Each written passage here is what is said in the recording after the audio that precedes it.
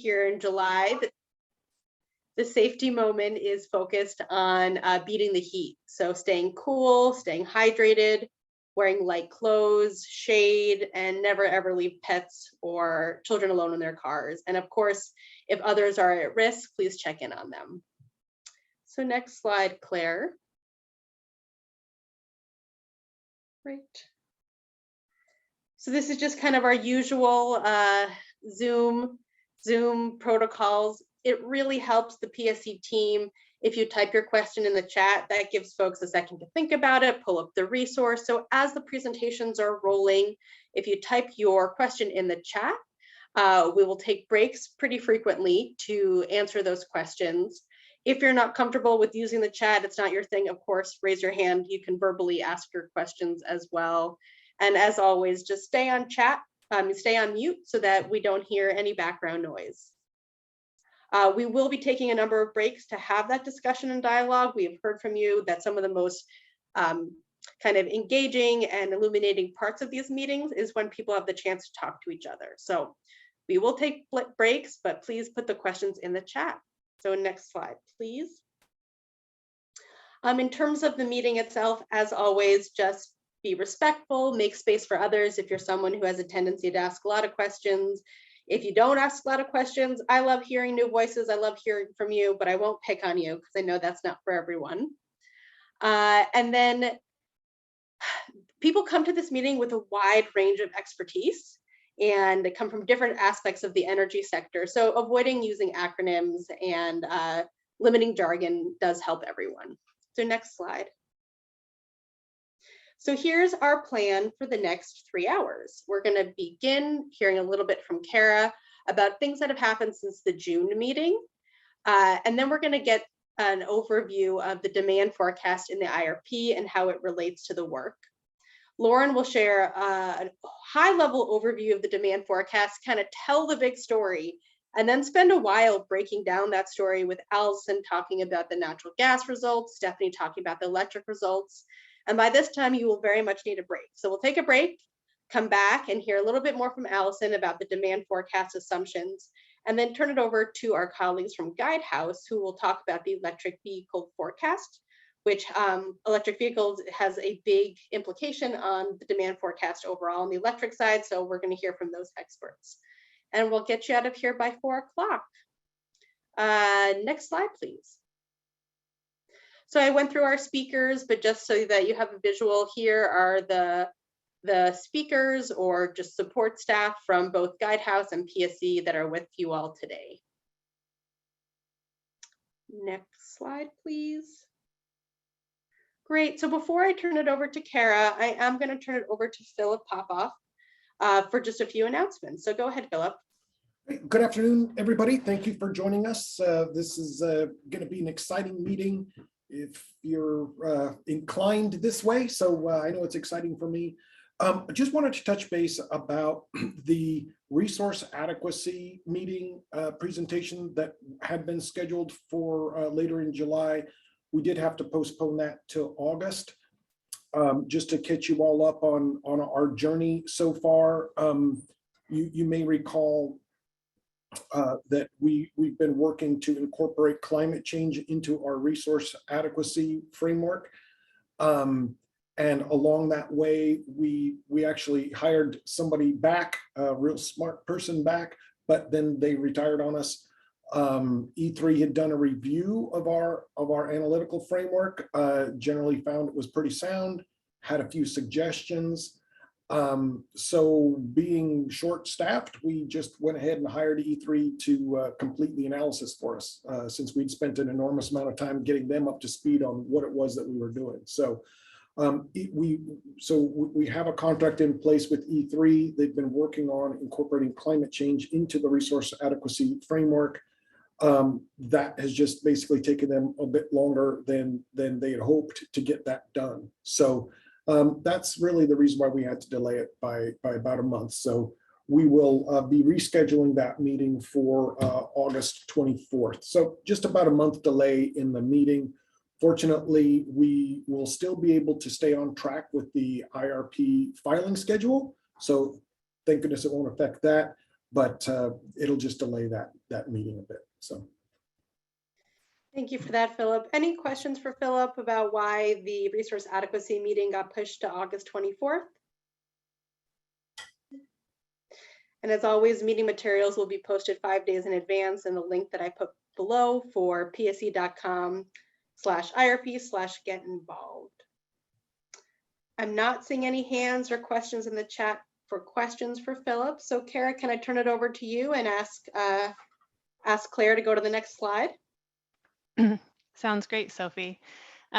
So I wanted to just take a couple minutes here to touch on some of the themes we heard from many of you at our June 6th meeting, which was really focused on delivery system planning, and cover with you how we're considering some of the input we received. There's a number of themes listed on this slide. I think in the interest of time, I won't go through all of them, but just touch on a few. One of the comments we heard at the last meeting is that we really should improve the feedback loop between PSE and the IRP stakeholders. And so this section of the meeting right now is intended to do that, as well as the written responses that we provide in our feedback report after each meeting, where we respond in writing to the questions we received in the meeting that either we didn't fully address or have time to get to or needed to follow up on. And also questions and comments we received from you after the meeting. So this opportunity in each meeting to reflect on how we've incorporated your input and the feedback report, those are some of the main tools we use. And we're certainly always open to your suggestions on other ways we can improve that feedback loop. Some other themes we heard at the June 6th meeting were that we should explore additional methods of energy storage besides green hydrogen, including gravity storage. And so that is something that we're including in our generic resources. There were also concerns raised at the last meeting around the lack of discussion around lowest reasonable cost in the IRP process, and a feeling that IRP stakeholders were being left out of the IRP conversation around that. And that's certainly not our intent. From my perspective, the June meeting was pretty focused on delivery system planning as a component of our IRP process.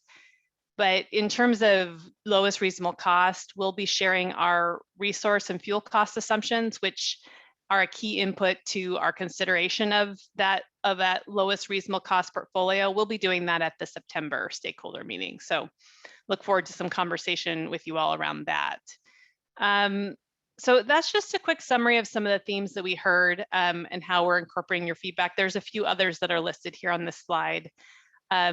Before I hand it off to Elizabeth to go into the discussion around our demand forecast, which is really our focus for today, I also wanted to just provide a quick update on the stakeholder assessment that we worked on this spring.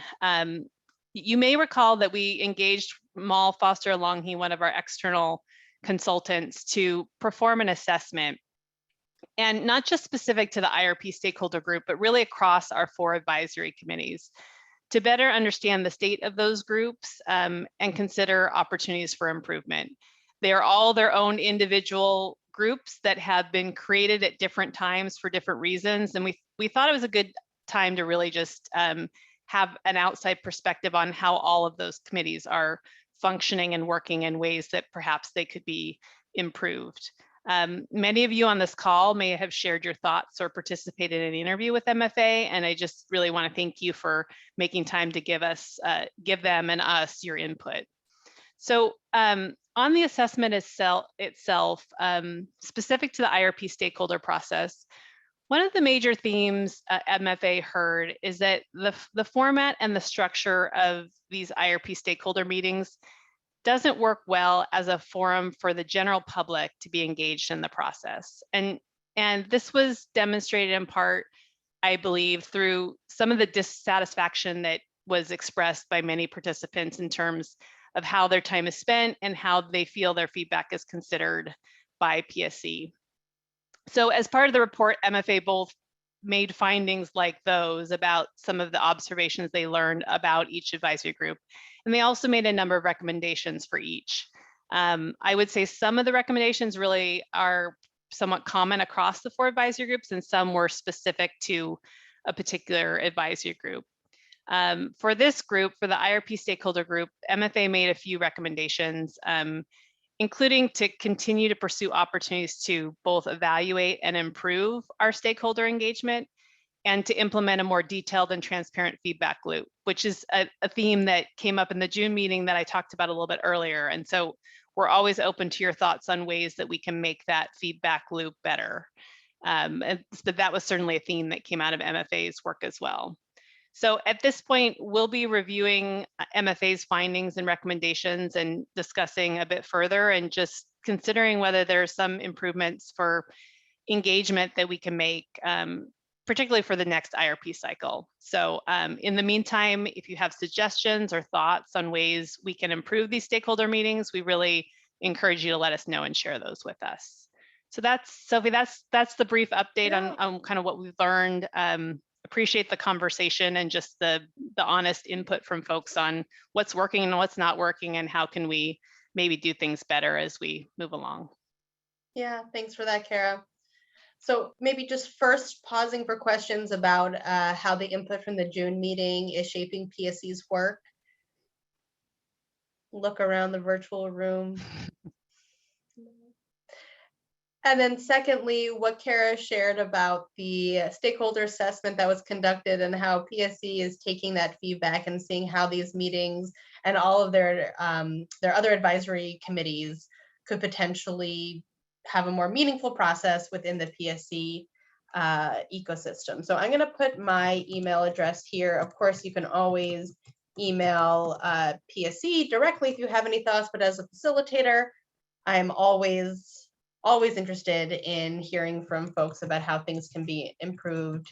These meetings are take up a good chunk of your afternoon and they need to be a good use of your time. So no typos, send that to everyone. Very good. All right, Kara, it sounds like I'm not seeing any questions in the chat, so we can turn it over to Elizabeth. So next slide, Claire. Thank you. Elizabeth, let's see if, come on camera, there we go. Let's see if you sound okay. Yeah, I want to check audio before. Good? Great, sound great. Thank you. Okay, great. Thank you. My name is Elizabeth Hostner, and I am kind of just going to go through an overview of how we use the demand forecast in our IRP work. So next slide, please. This is just kind of an overview of both the electric and gas process. And it's really just going to be pointing out where the demand forecast comes in. And so the demand forecast really comes in, and that first step is where we're establishing our needs for resources. This is our energy need and our capacity need. And on the electric side, it's our renewable need as well. And so all of that becomes important because the need is established through what is the difference between our demand and how much resources we have. And so we need to fill that need with new resources. You go to the next slide, please. This is just kind of a diagram of the different types of the demand forecast we use on the electric side and where is it going and how is it being used. So one of the needs on the electric side is our energy need. So this gets translated into an hourly energy need. It's a forecast of our hourly demand going out 20 years. So we can model a dispatch of resources to making sure we're hitting our hourly demands. This goes into our portfolio model. This goes to the Plexos model. And then from those hourly energy forecasts, we put together a stochastic draws. This is of hourly loads. The stochastic draws are used in our stochastic model for the portfolio model and in the resource adequacy model. So all this goes into establishing our energy needs for the hourly loads and our capacity need from the resource adequacy model. We also get a normal peak forecast from the demand forecast that gets loaded into our portfolio model as well. So our capacity need that comes from the resource adequacy model translate to a planning margin that's added onto our normal peak forecast. And that's an input into the portfolio model. We are also establishing our renewable need. And so right now, our renewable needs are, we're looking at an annual target for the renewable need, making sure we're hitting those targets on an annual basis. So we look at that annual energy forecast for the year. and establish how much renewables are needed to hit that annual target. I'm going to move to the next slide, which is the gas IRP. So this is looking at the gas analysis, definitely quite different than electric. Using the same loads, we have the peaks and energies coming off the gas, but it needs to go a little bit differently. So looking on the gas side, the energy and peaks are divided out by what is called the base coefficients. So that's the macroeconomic factors going into the demand forecast. And then there's also the weather coefficient. So this is how these are the heating degree days for the year. So on the gas side, we're looking at heating for gas heating. And those are divided out, and both inputs are put into the gas model to establish the loads needed for the gas. So we've got kind of the base loads needed and then the loads needed on the heating side. And that all goes into the gas model and establishing our energy needs and our peak needs as well. So as really the purpose is, I just kind of want to go high level overview how we're using these demand forecasts. It's used very differently in different models. We have to break pieces apart. So what we're seeing today from the demand forecast is kind of a high level overview of what the demand forecast looks like, and then it gets broken down in kind of different components into our modeling. The next slide, please. And this is my last slide, so I'll stop for questions after this slide. But really, this one is just establishing what is the demand forecast we're looking at in the IRP. So one of the main purposes of the IRP is looking at demand side resources, looking at new levels of demand side resources. This is establishing our cost-effective demand side resources in the IRP. Demand side resources can also be called conservation. It's another term used. And that breaks down into energy efficiency, distribution efficiency. There's also demand response in there. And these are all programs helping to reduce loads or move loads around to help with peaks. And all of these are broken down, and these are different pieces that we look at in the IRP.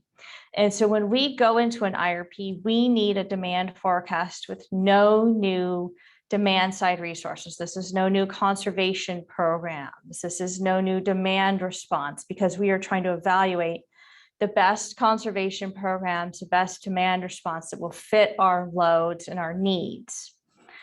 And so when we look at the demand forecast that's going to be coming through, this is going to be demand forecast, no new conservation. This is, I know this is a kind of a point we go at, but we'll look at this. And at the end of the process in our preferred portfolio, we will have conservation and demand response in there as part of the program. So then we'll be able to see what the loads or demands look like after these programs, but that will be as a result of the IRP.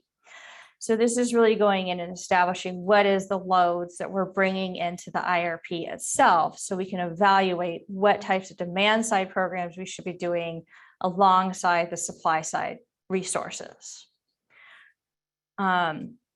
That's really what we're trying to do with this. And so I see a bunch of questions are popping up. Thanks for that, Elizabeth. Claire, if you want to go back to slide 12.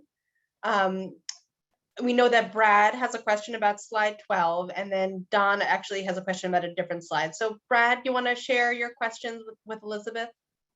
Yeah, thanks, Sophie. Hi, Elizabeth. Brad Spoko, Strategy and Consulting. I've been working with Climate Solutions, and fortunately, Deepa's not here today, so that's why I'm asking. My question is about how you incorporate compliance with the Climate Commitment Act for the gas analysis. So presumably you're building a load forecast to, meet future demand, but given the state of, gas being methane and having to comply with the CCA, I imagine there's some interaction with the load forecast. I wasn't sure where to ask this question, so I thought now might be the right time. Yeah, so the CCA, the Climate Commitment Act, will be coming through as it's an emissions target we're trying to hit, or emission allowances. So it's going to actually be coming through a different way into the models, not necessarily as part of the demand forecast, but restrictions on what's going to happen or what we can do. So that's a good question. So we will be having our next gas meeting in September. So maybe that's something we should like tee up as to how kind of the gas portfolio modeling works and where these different components come in. All right, if I could follow up, wouldn't there be some sort of feedback loop, right? If compliance is either building electrification, then you're reducing gas demand, or if compliance is a mixture of RNG and hydrogen, that's going to increase the cost, which will then make building electrification more cost effective, right? So shouldn't it have some sort of impact on your load forecast? So there's a piece of it that's the conservation piece. So if you're increasing your avoided costs, you would likely get more conservation. So there's the feedback for reducing loads through conservation. Electrification is a little bit different because there's also feedback on the electric side because you're going to be increasing electric loads. So there's a whole nother level of complication going that way. So yes, there's a little bit of a feedback loop on trying to reduce loads and different components on how to do that. And I will make sure that we follow up with the gas portfolio so we can give a better explanation of how all these pieces interact together. Yeah. So, sorry, last follow up on this. So if there is some sort of feedback loop, which I think you said is primarily occurring through the conservation, that won't be seen today, right? Because all of your load forecasts were pre-DSR. Correct. Thank you. Thank you for that, Brad and Elizabeth. I see a hand from Court. Go ahead, Court. Just to follow up on what Brad was bringing up,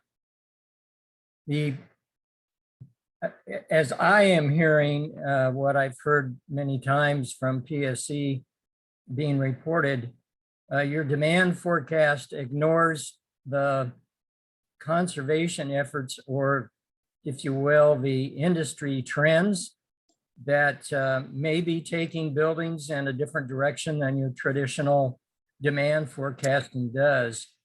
And I think PSE may be missing the point of the transformation that's going on that's aside from any efforts of conservation. The efforts by the state to set performance standards for commercial buildings over 20,000 square feet, for example, affects existing buildings. And of course, the increasing requirements in our code changes are going to reduce both gas demand and potentially electricity demand. So how is PSE planning to actually address the transformation that's occurring in the built environment? So I would definitely say we're not ignoring it. It is there, but it is not in the base demand forecast you'll see here. So there's a couple different pieces. We have a conservation potential assessment, and that is actually where we're picking up these codes and standards, these building codes changes. So there's multiple things coming through the CPA. This is planned for our next meeting in September to go through all of this. So we are picking up all these changes in codes. We are picking up all these changes in standards, what's happening with buildings, but it's coming through in the CPA. So what we're going to get is this bundle. It's going to be called Codes and Standards, is, you know, what it's named, but it's to be coming in as all of these transformations will be happening because of state, local laws, things like that, building codes. And it's just going to be pushed into the models. It's just going to be forced in as this, it's no cost. It's going to happen anyways as our demand side resource. And so it's just coming in from a different way rather than specifically in the base demand forecast itself. But don't you see, Elizabeth, that skews the demand wrongly towards what's different than what's really happening? I think you need to adjust your demand forecasting to include the realities of what's changed in the built environment rather than having an add-on later, because otherwise your basic demand forecast is phony. No, so it's the complication. What's happening with the models is it's not happening later. We're putting it all into the models together. The model's looking at, here's our demand forecast, here's these codes and standards. Now here's the net demand. And here's the change, here's the new conservation and supply side resources we need to do after these adjustments. So it's just coming into the models different ways. Sure. So I'm going to break in because I think we're going to get into the weeds and get into some of these detailed things in a little bit. So I just want to make sure we stay at a little bit of a higher level to get everyone on the same page. And then we're going to dive more with Allison's presentation, Stephanie's presentation. So any questions for Elizabeth that are on that kind of what we're doing, why we're doing it level? I see a question here from Joel. And Joel asked, maybe you plan to cover this later in the presentation, but since it came up, when is the final DSR demand side resources expected to be available? We are planning that for our meeting in September. I don't know the exact dates off the top of my head, but I will definitely get back to you on that one. Yep. So for my team, just make a note that this is one of the circle back ones with Joel and then with everyone perhaps in our feedback form. Very good. All right. Well, I think Elizabeth, I'm not seeing any more hands or questions. And so we're going to turn it over to Lauren. And so Lauren is going to kind of, this is a spoiler alert presentation with Lauren. She's going to share kind of what they found at the high level, just to paint that picture, and then we're going to dive deep. So feel free to add questions in the chat, but just know some of them might be answered later on, and I'll defer to Lauren for which of the ones are going to be answered by her colleagues, Allison and Stephanie. So with that, Lauren, I'll turn it over to you. Great. Thank you, Sophie. My name is Lauren Molander. I'm with Puget Sound Energy's load forecasting group. As Sophie mentioned, I get the pleasure of giving you kind of the punchline of it all prior to seeing the results at a very high level, and also provide some just introductory notes to kind of set the stage and provide some context, some important notes about the forecast going into our detailed discussion on the results and assumptions. I'm going to just highlight some things to know about the forecast. I will cover a bit about how we've incorporated some stakeholder feedback into our forecast this time around, as well as our presentation today. And then again, I'll get to kind of the words of the punchline, no numbers, but just kind of general impacts that have from our updates from the last load forecast or the last demand forecast, what those impacts of those updates are. So next slide, please. Okay, so some brief but important things to note as we go into our detailed discussion. The forecast period that we're discussing is 2024 through 2045, so a little over 20 years. When we're talking about the demand forecast, throughout this presentation, all of them are results for PSE's entire service area. So the electric demand forecast represents the demand forecast for all of PSE's electric service area, and same for gas. When most of the slides we have here today are for our base or reference forecast, we consider that kind of the business as usual case. We know that there's likelihood that the future won't be business as usual. We cover those types of scenarios, those what ifs in scenarios. As I said, most of the forecast results that we have in this presentation are our base or reference case. The exception is on the natural gas demand forecast. We do have results of a couple other scenarios that we're providing for the gas IRP analytics. That includes the no gas growth scenario, as well as our gas high and low scenarios. So we'll be showing you those results for that later on in the gas section. And then Elizabeth covered this already. This is the reminder that the results you're seeing for the demand forecast are all before the demand side resources are applied. That will get at towards the end of the analytical cycle. And once we have that, we'll apply the DSR, the demand side resources, and we'll have our after demand side resources forecast. All right, next slide, please. Okay, so just touching on some prior feedback we've heard throughout our stakeholder process here about the demand forecast. We've heard a number of things from stakeholders about the demand forecast throughout these types of presentations, and I want to just call out a couple of the items where we have taken that feedback, incorporated it, and you will see the results of that here today. The first one is a big one that you'll hear a lot about throughout this presentation, and that is that stakeholders were providing feedback about that the demand forecast should include temperature assumptions, so future temperatures that reflect climate change or overall warming on average in the future. And on January 20th, we were on that agenda for the IRP webinar on that date, and had a detailed presentation about a new methodology to develop new future temperature assumptions for the demand forecast. And that presentation was very much focused on the methodology and the numbers around that, that temperature assumption update. We had some example impacts that could happen as a result of incorporating that assumption. But we didn't have the 2023 demand forecast ready yet at that point. So now we have the updated 2023 IRP demand forecast results here. That includes other updates, but it also incorporates the updates from climate change.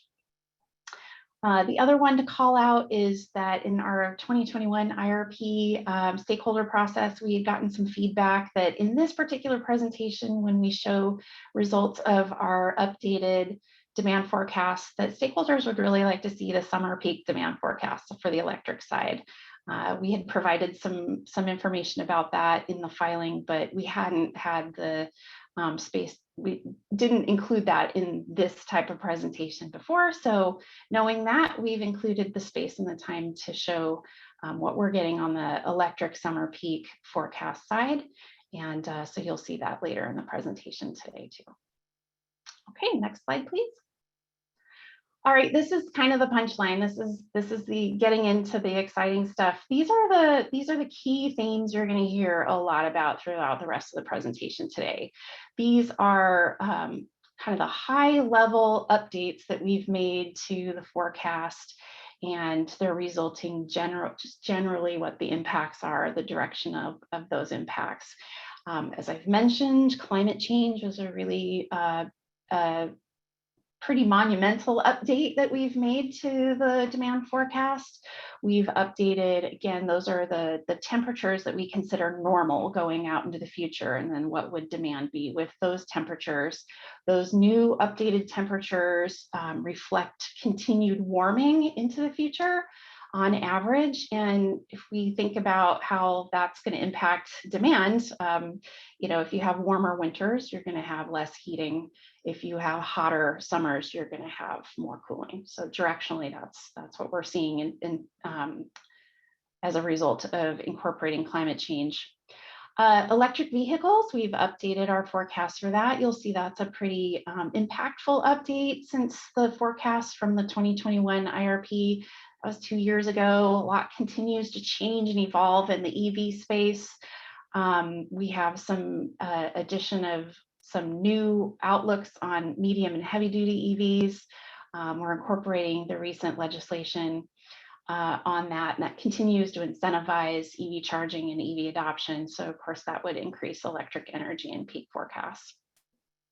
The economy and COVID, big news all the time. This is something that we've been involved with watching super carefully, not only normally, but since COVID hit. And again, 2 years ago was our last IRP forecast. And if we recall where we were 2 years ago, we were right at the beginning of COVID, and no one really knew what the impact was going to be. It was pretty dark times. The economy was very shut down. People weren't going to restaurants. So there wasn't exactly an economic impact yet in more traditional terms, but there was a very sudden shutdown of the economy, and so we had a couple of assumptions with the economy and COVID kind of tied together that now that we're 2 years into it and have some experience and we've kind of come out of it a bit, it's a more optimistic economic outlook than it was 2 years ago. So and that generally equates to an increase in energy and peak forecasts. And then there's this, other things you'll hear about as well, but it's generally like updating the forecasts with the most recent actual data. So that's where we really see the evidence of maybe the economy and COVID impacts weren't as dire as what we had assumed 2 years ago. And that, again, the evidence of that would increase your forecast. So those are my 3 introductory slides. And I do see a hand up. I'm happy to, yeah. So yeah, we have a request from Don just to have kind of a longer comment after this, and then we can turn to Brad. And we're running about 10 minutes behind, but I think that this is an important kind of punchline slide that we'll unpack in a little bit. So yeah, go ahead, Don, have the floor. All right, can you hear me okay? Sure, yeah, if you want to come on video too, all the better. Sure, I could do that too. I'm a little worried about my internet connection. PSE has actually been doing a ton of work in my neighborhood. And for some reason, it might be coincidence, but it keeps taking my internet out. So I'm on my cell phone hotspot. So if it gets weird, I'll turn off my video. But so this slide, shows increases in almost every category going forward. And I feel like it's very one-sided view of reality because it points out all the ways peak and energy could increase and doesn't have any mention of the things that might decrease it. And I know that comes later, but still this is, if this is the overview slide and this is what we get as the overview, it's giving us a skewed version of reality, I feel. And I'm not only disappointed about this slide, I feel the whole approach is a very uninspired way to do resource planning.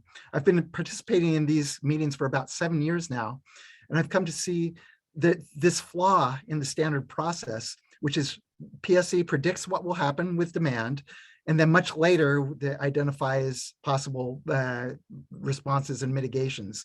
And I know the next meeting gives us some of that, but the actual programs and stuff come so late in the IRP that we're not able to. We don't feel like we're able to influence the final outcome that much.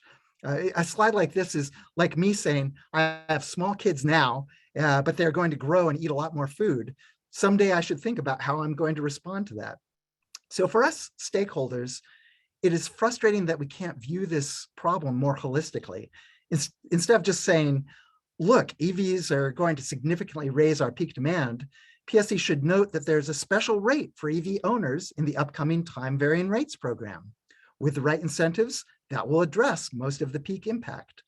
Or instead of saying, wow, air conditioners are really going to strain the system, PSE could provide a graph showing the growth of rooftop and community solar and say, this will probably be an integral part of the solution.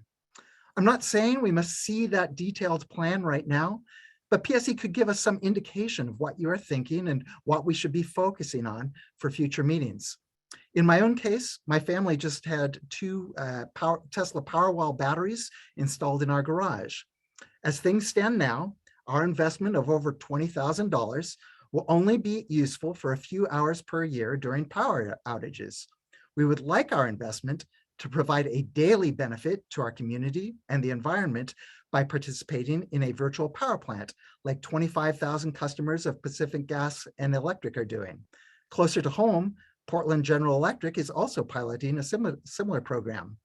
While PSE has mentioned its interest in virtual power plants many times, we never get any specific plans or capacities or dates.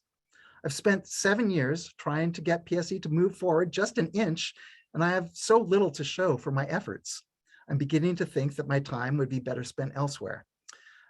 Can PSE tell me anything today that can provide some hope for stakeholders and the public at large? That's my comment. Thank you for that, Don. Yeah, I appreciate that. Now, Lauren, I can give you a chance to respond, but if you also want to tag in Kara, there were a number of kind of comments and questions in there about why you choose the approach that you do in terms of layering in the demand side aspects later on. So Lauren, can I start with you and then see if any of your colleagues want to jump in? Sure. I mean, I think that from my perspective, that comment was much broader than the scope of our discussion here today. And I would kick that to somebody who is more maybe Philip, Elizabeth, Kara, kind of like bigger picture process perspective. Yeah. Kara, can I just turn to you and to see if you have any initial responses, and if not, we can continue with the presentation and then we can come back to the points that Don made. Yeah, thanks, Sophie. Thanks, Don, for your comment. Perhaps we can come back. Don, you had a lot of comments to offer. I'm not sure right now I have a particular answer that will be responsive to the different things that you brought up, but perhaps we can confer a little bit more regarding your feedback. So thank you. Don, I hate to put you on the spot, but it looks like you had some notes, and if you didn't have notes, then you have a very good memory. This is the yeah. first time I've done notes for one of these meetings because I felt like great. there was a lot to say. If you wouldn't mind just emailing, if you're comfortable with it, emailing them to me, because I know that might help PSE just remember kind of your different points, if you're okay with that. Okay, thanks for that, Don. Okay. And I'd be happy to talk about any of this. I don't know if this is still happening, but a few years ago, I know that I had complained about PSE pretending that LED lights didn't exist because that was the way that the base load looked. And then you layered in LED lights as a conservation measure. And when I tell people that PSE is, at least at that point, was pretending that we were still all on incandescents, they were just pretty surprised. So I hope at least that is not happening, but I feel like that's the same thing that we're dealing with here, is pretending there's an alternate reality out there that's nothing like the reality that we're really going to face. And I think this was also supported in Brad's and Court's comments as well. Thanks for that. So yeah, if you want to send me over those notes, and then PSE can sit with them, marinate a little bit. Brad's hand was up before, it's down now. Court, I see your hand as well. We are 15 minutes behind. So yeah, Court, what is your question? My question is, I see that PSE is rightly assuming that winter temperatures will likely be slightly warmer on average, but I'm wondering what PSE is assuming for winter peak, which is what determines your load forecasting and your infrastructure build out. I think we're going to get to that. Am I right, Lauren? Yeah. So this is the stay tuned moment. I think one of Lauren's colleagues is going to break all that down in a good amount of detail. So stay tuned. And if we don't answer your question, by all means, put your hand back up. Thank you. Yeah. So let's go to the next slide and keep us moving. Claire, if you wouldn't mind. Thank you. Ooh, natural gas results. So thank you, Lauren, for your insights. And Allison, can I ask you to come on video and share some of your presentation here? Yeah, absolutely. So my name is Allison Jacobs. Can you guys see my video? Can you guys hear me? Yes, I can hear and see you. Okay, good. Okay, great. So yes, I'm a senior economic forecasting analyst with PSE, and I run the natural gas forecast. So I'll be walking you guys through the natural gas forecast results. And so if we could go to the next slide.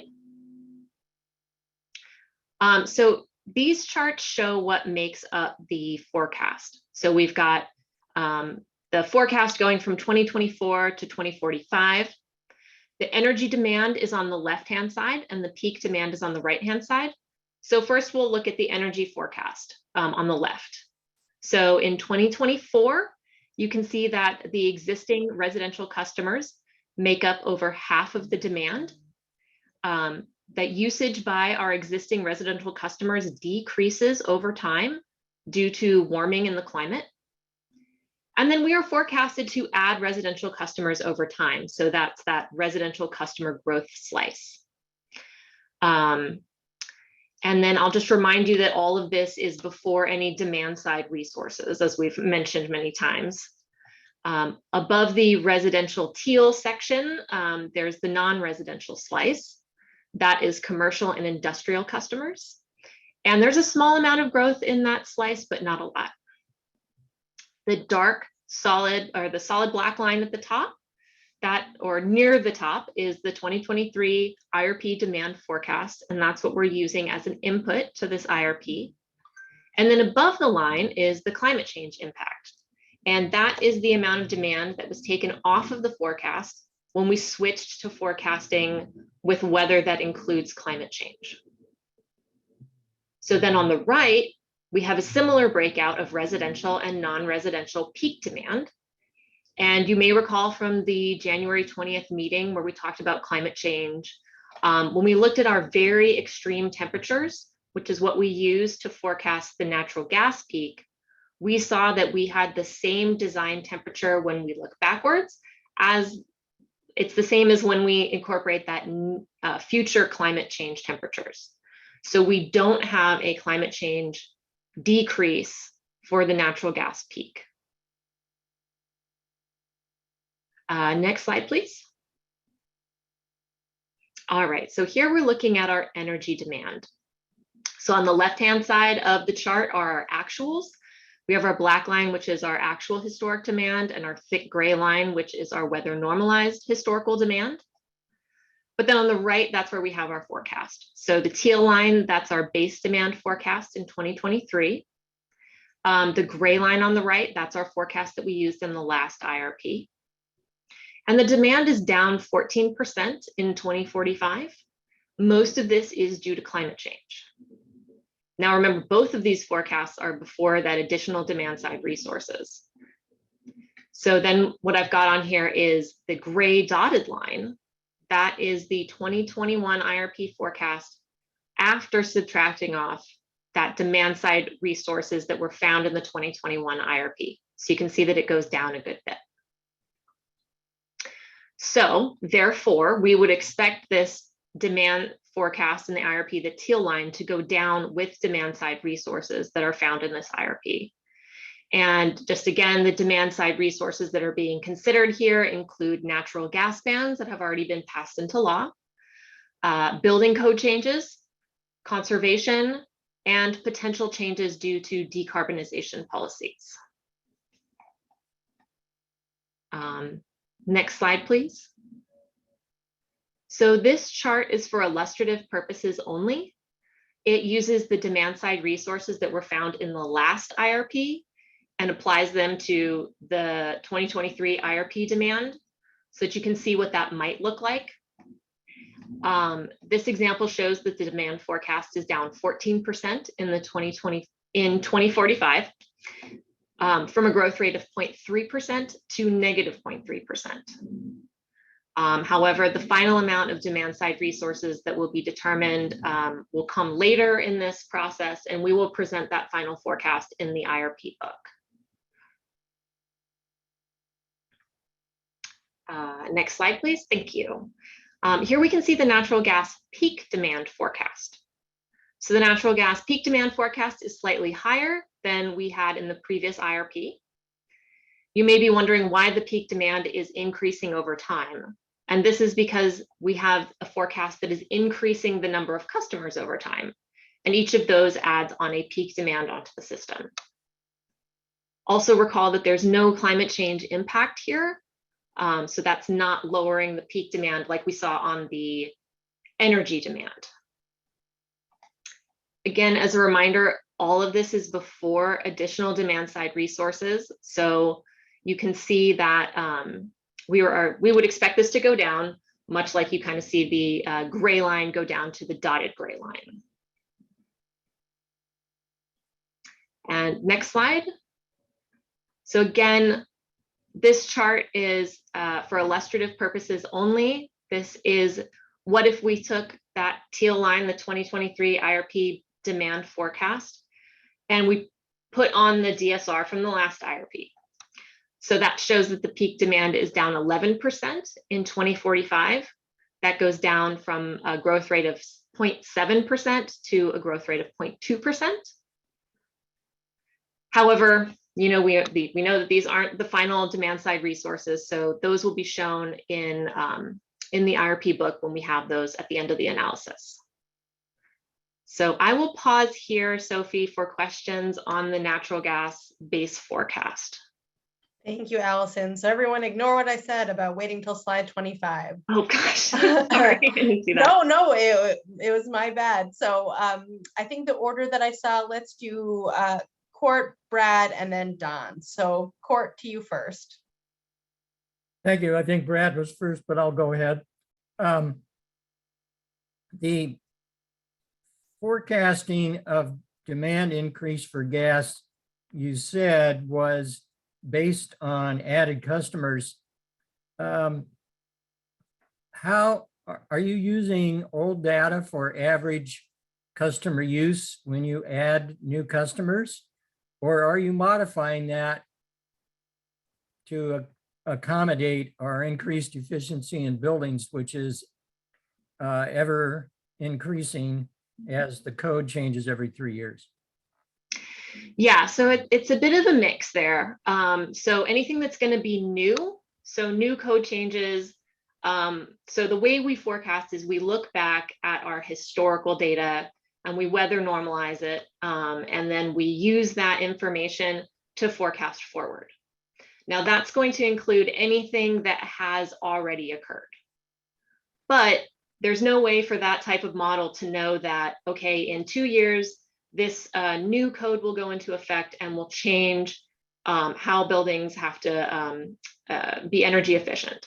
So that gets layered on as part of the conservation potential assessment and that codes and standards bundle that Elizabeth talked about. So it's a little bit of a mix. So again, as you've been saying, it just feels like we're looking at a phony projection that doesn't really project what we know future growth is going to look like. It's tough because we on our side, this is why we put together these these illustrative charts, because we don't know either yet. And we know that it's not going to be what, like, for example, what's on this chart. It's not going to be that 0.7%, but I don't know if it's going to be around the growth rate of 2% or negative 2%, or so yeah, we're it's kind of this, we're way back at this beginning portion, and then we'll get that final answer later, which is frustrating. Well, but you can project what state law is on the books, that the energy code has to tighten every 3 years until 2031, so that you can see it's going to drop energy consumption on new buildings about 9% every 3 years. So should be in the model. Yeah, so Court, thanks. We've registered here that, taking into account changes in the built environment is a component of all this planning. So thanks for those comments. Let's go to Brad. Thanks for letting us skip you by accident, Brad, and then we'll go to Don. Go ahead, Brad. Yeah, thanks. I think Don got my question, which was, it sounds like the first time a codes and standards change occurs, it's captured in the demand side resource in the conservation potential assessment, but in subsequent IRPs, it'll be kind of built into the base load forecast. Is that right? Yeah. Okay, but it won't capture it like Court's talking about, this kind of step down over time. So each step will be a new codes and standards that goes into the CPA and subsequent IRPs. You can't build that ramp in the future. Is that what you're saying, Allison? Well, I'll defer to somebody who knows really well about the CPA, but I think if we know what something is going to be in the future, we can put it in. It's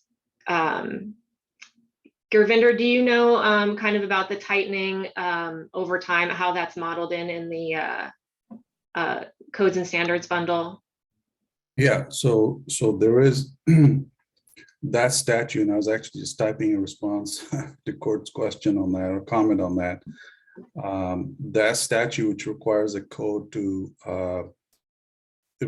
make it more efficient every 3 years or every code cycle. And I think it's achieving a reduction of 70% by 2031.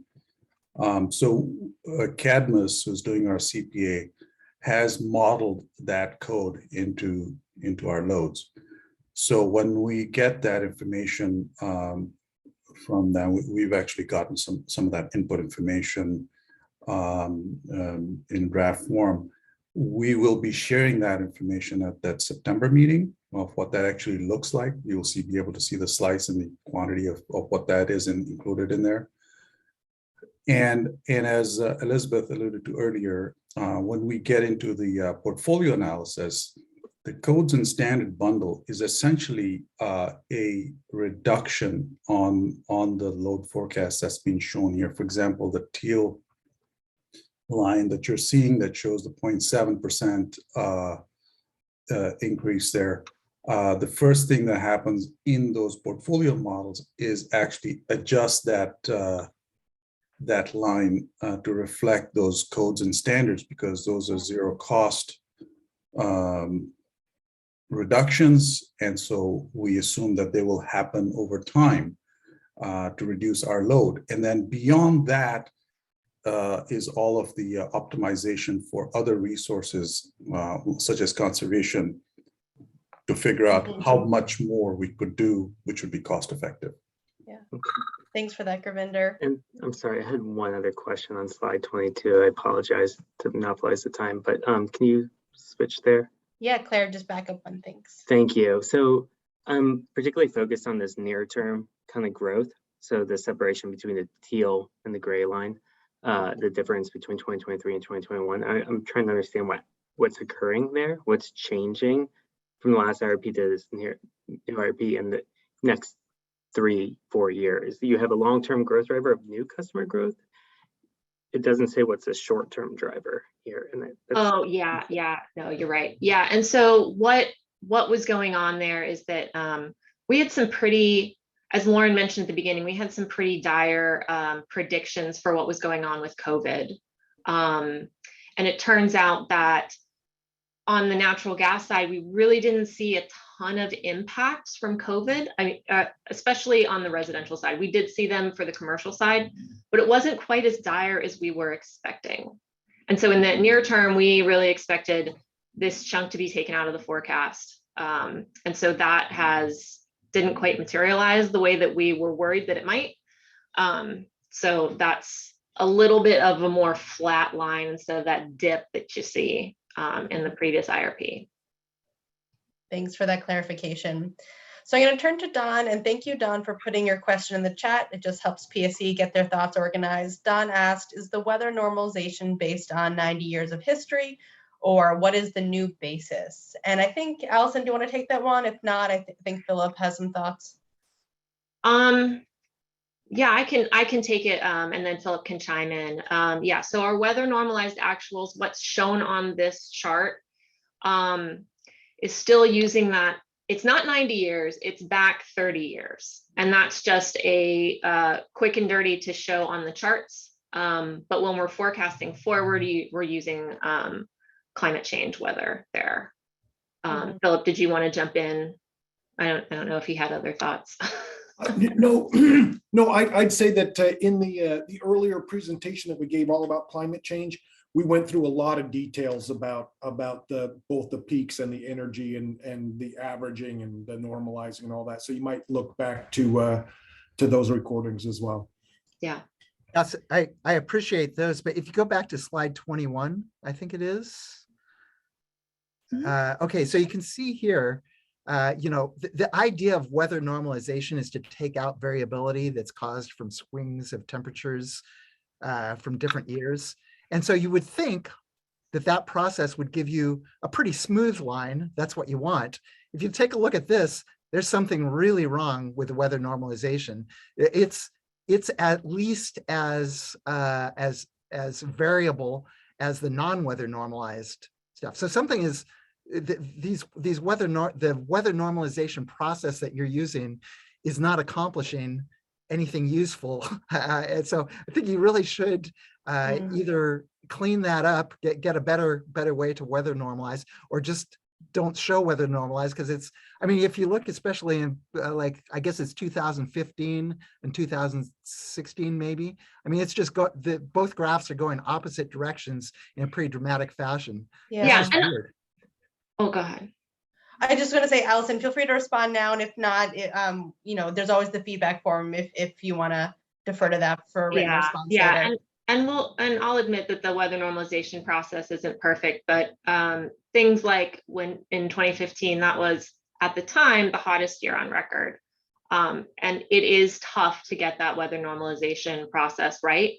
It does kind of move like heating degree days and cooling degree days up or down, and therefore change the forecast. And it's a little bit hard when you have such an extreme year to get that perfectly back to, you know, that straight line that you might expect to see. But yeah.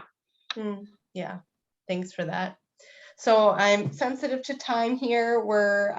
You have 2 more slides to go, Allison. I think we paused on 23. So Claire, if you want to, I think 24 is where you left off, Allison. That's right. Okay, great. All right. Carry us through. Yeah. So the last slides that I've been showing were the base forecast. So now I'm going to show some scenarios and sensitivities. So this slide shows the base demand forecast. Again, that teal line, solid teal, it's the same as before. And then the dotted teal line is the no new gas growth scenario. And so in this scenario, this is a way to look at energy and peak demand if we have no new customers on the system. And so for this sensitivity, we are assuming that there are no new customers after 2026. So this really is affecting residential and commercial classes because that's where our growth is projected. So you'll see that the energy is down about 14% in the base case. And that's because energy use is, it's not flat, it's declining because climate change, the climate is warming, and therefore our existing customers in 2026 are using less and less over time. For the peak demand, it's down about 13% from the base case in 2045.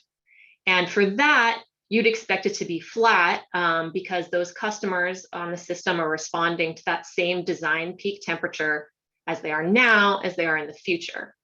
But the one little change here that makes it go down just a little is that we are projecting that we are losing industrial customers.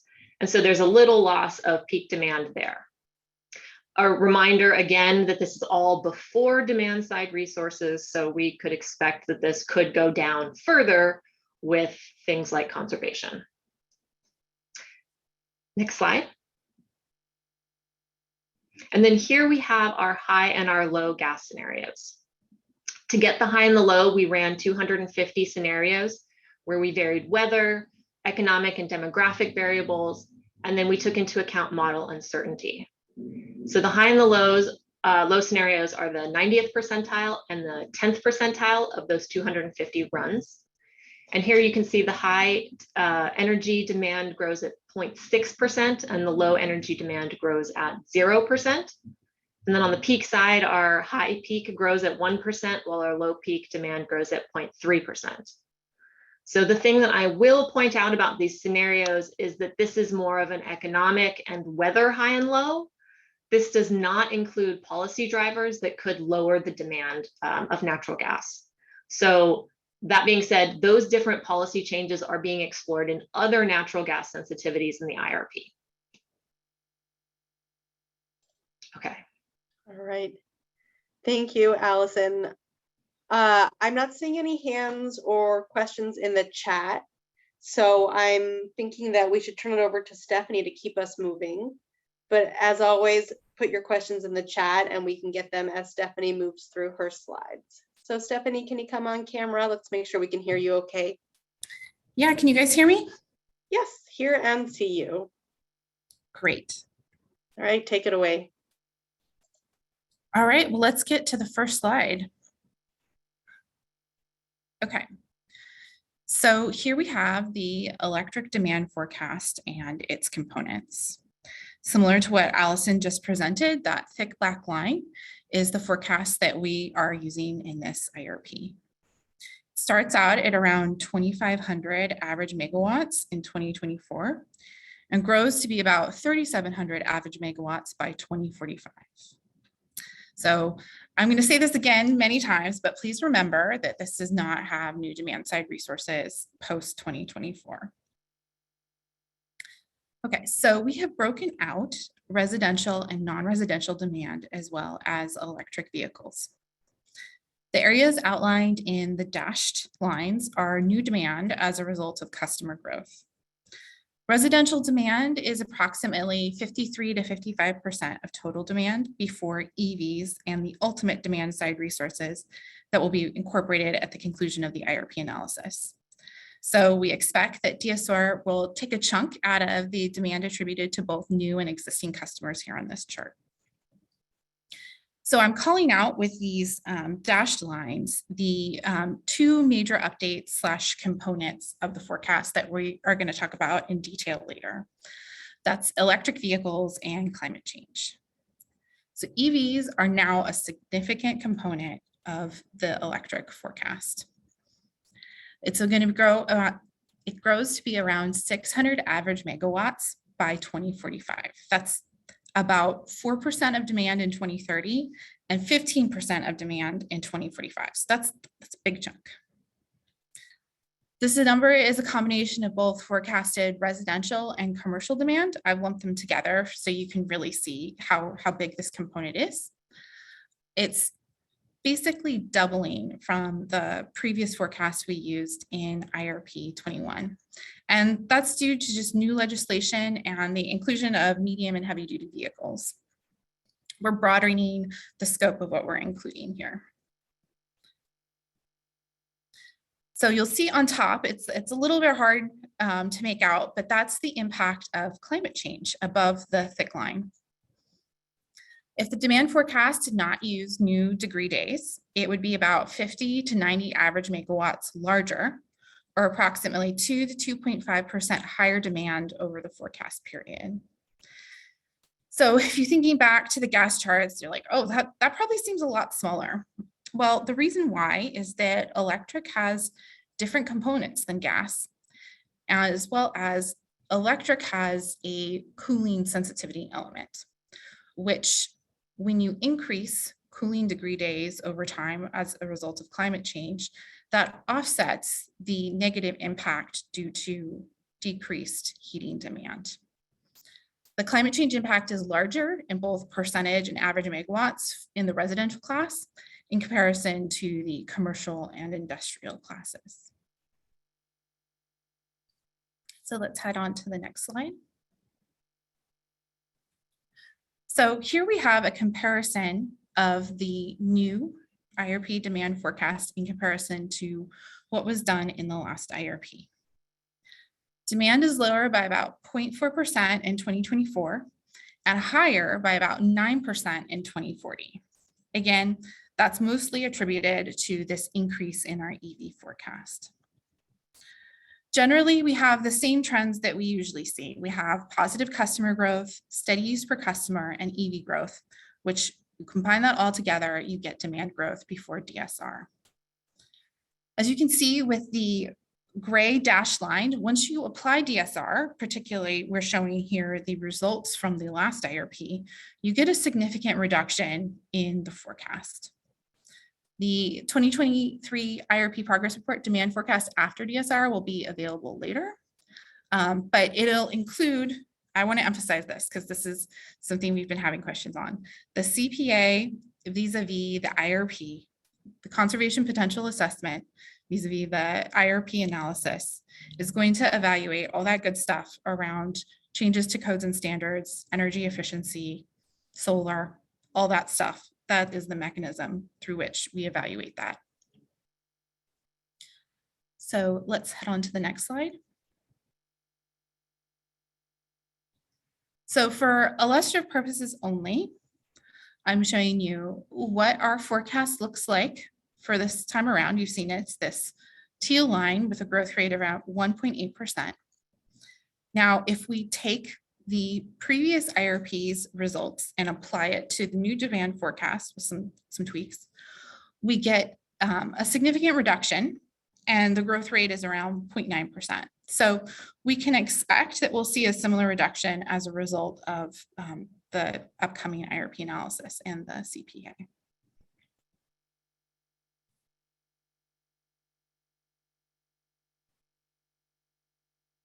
Okay, let's head on to the next slide. Okay. So now we have winter and summer peak demand forecasts and their components. On the left-hand side, we have our winter peak.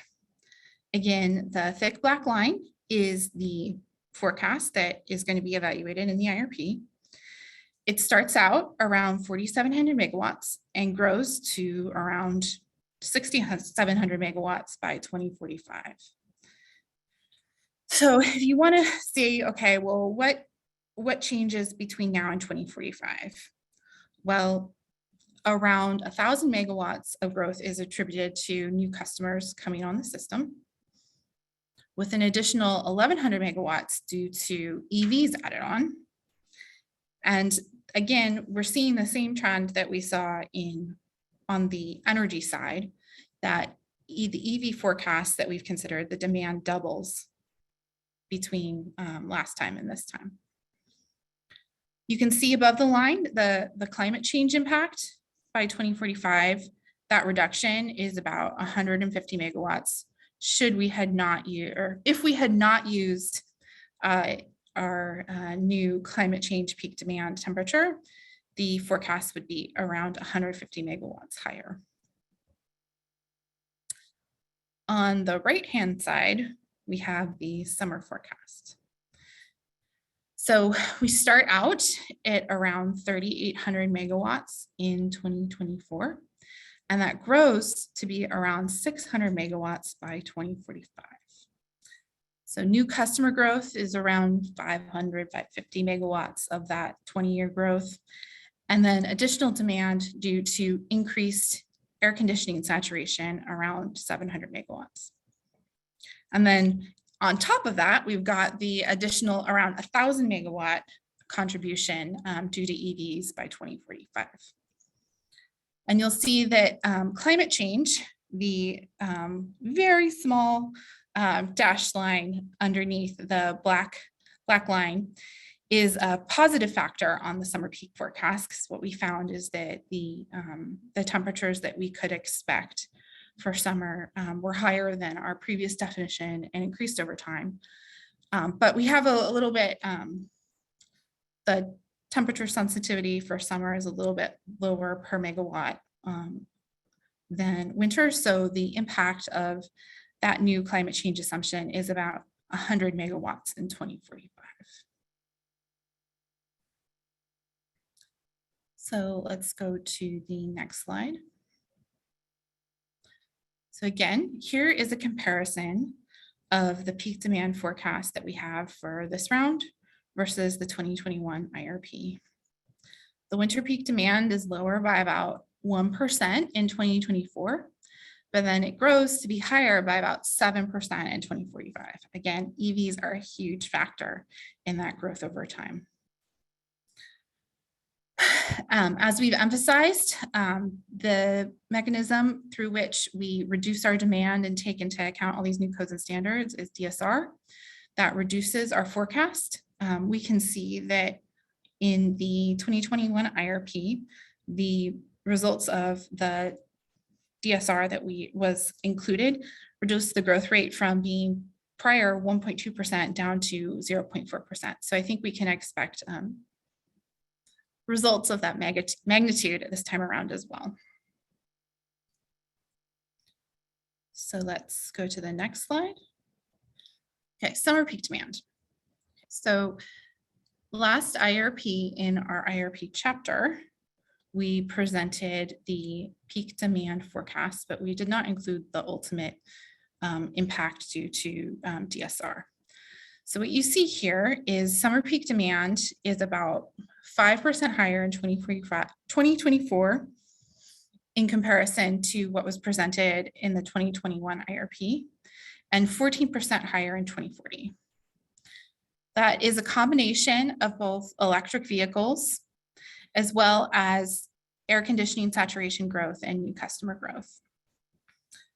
The short-term bump up that we see is that I know the big news last summer was the heat dome and all of that great stuff. So as Allison mentioned, like the way that we do our forecast process is that we look back at historical relationships between load and temperature, or demand and temperature, and we use those relationships to project forward. We also calibrate to recent actuals to make sure that we are hitting our starting point appropriately.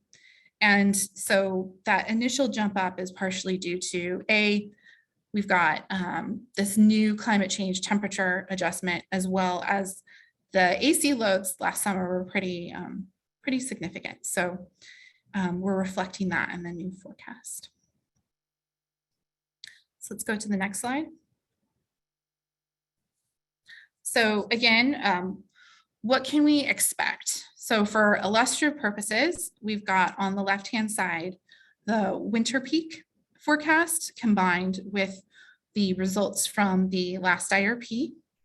And you can see that that reduces growth from being around 1.7% on average per year over the 20 years to 1%.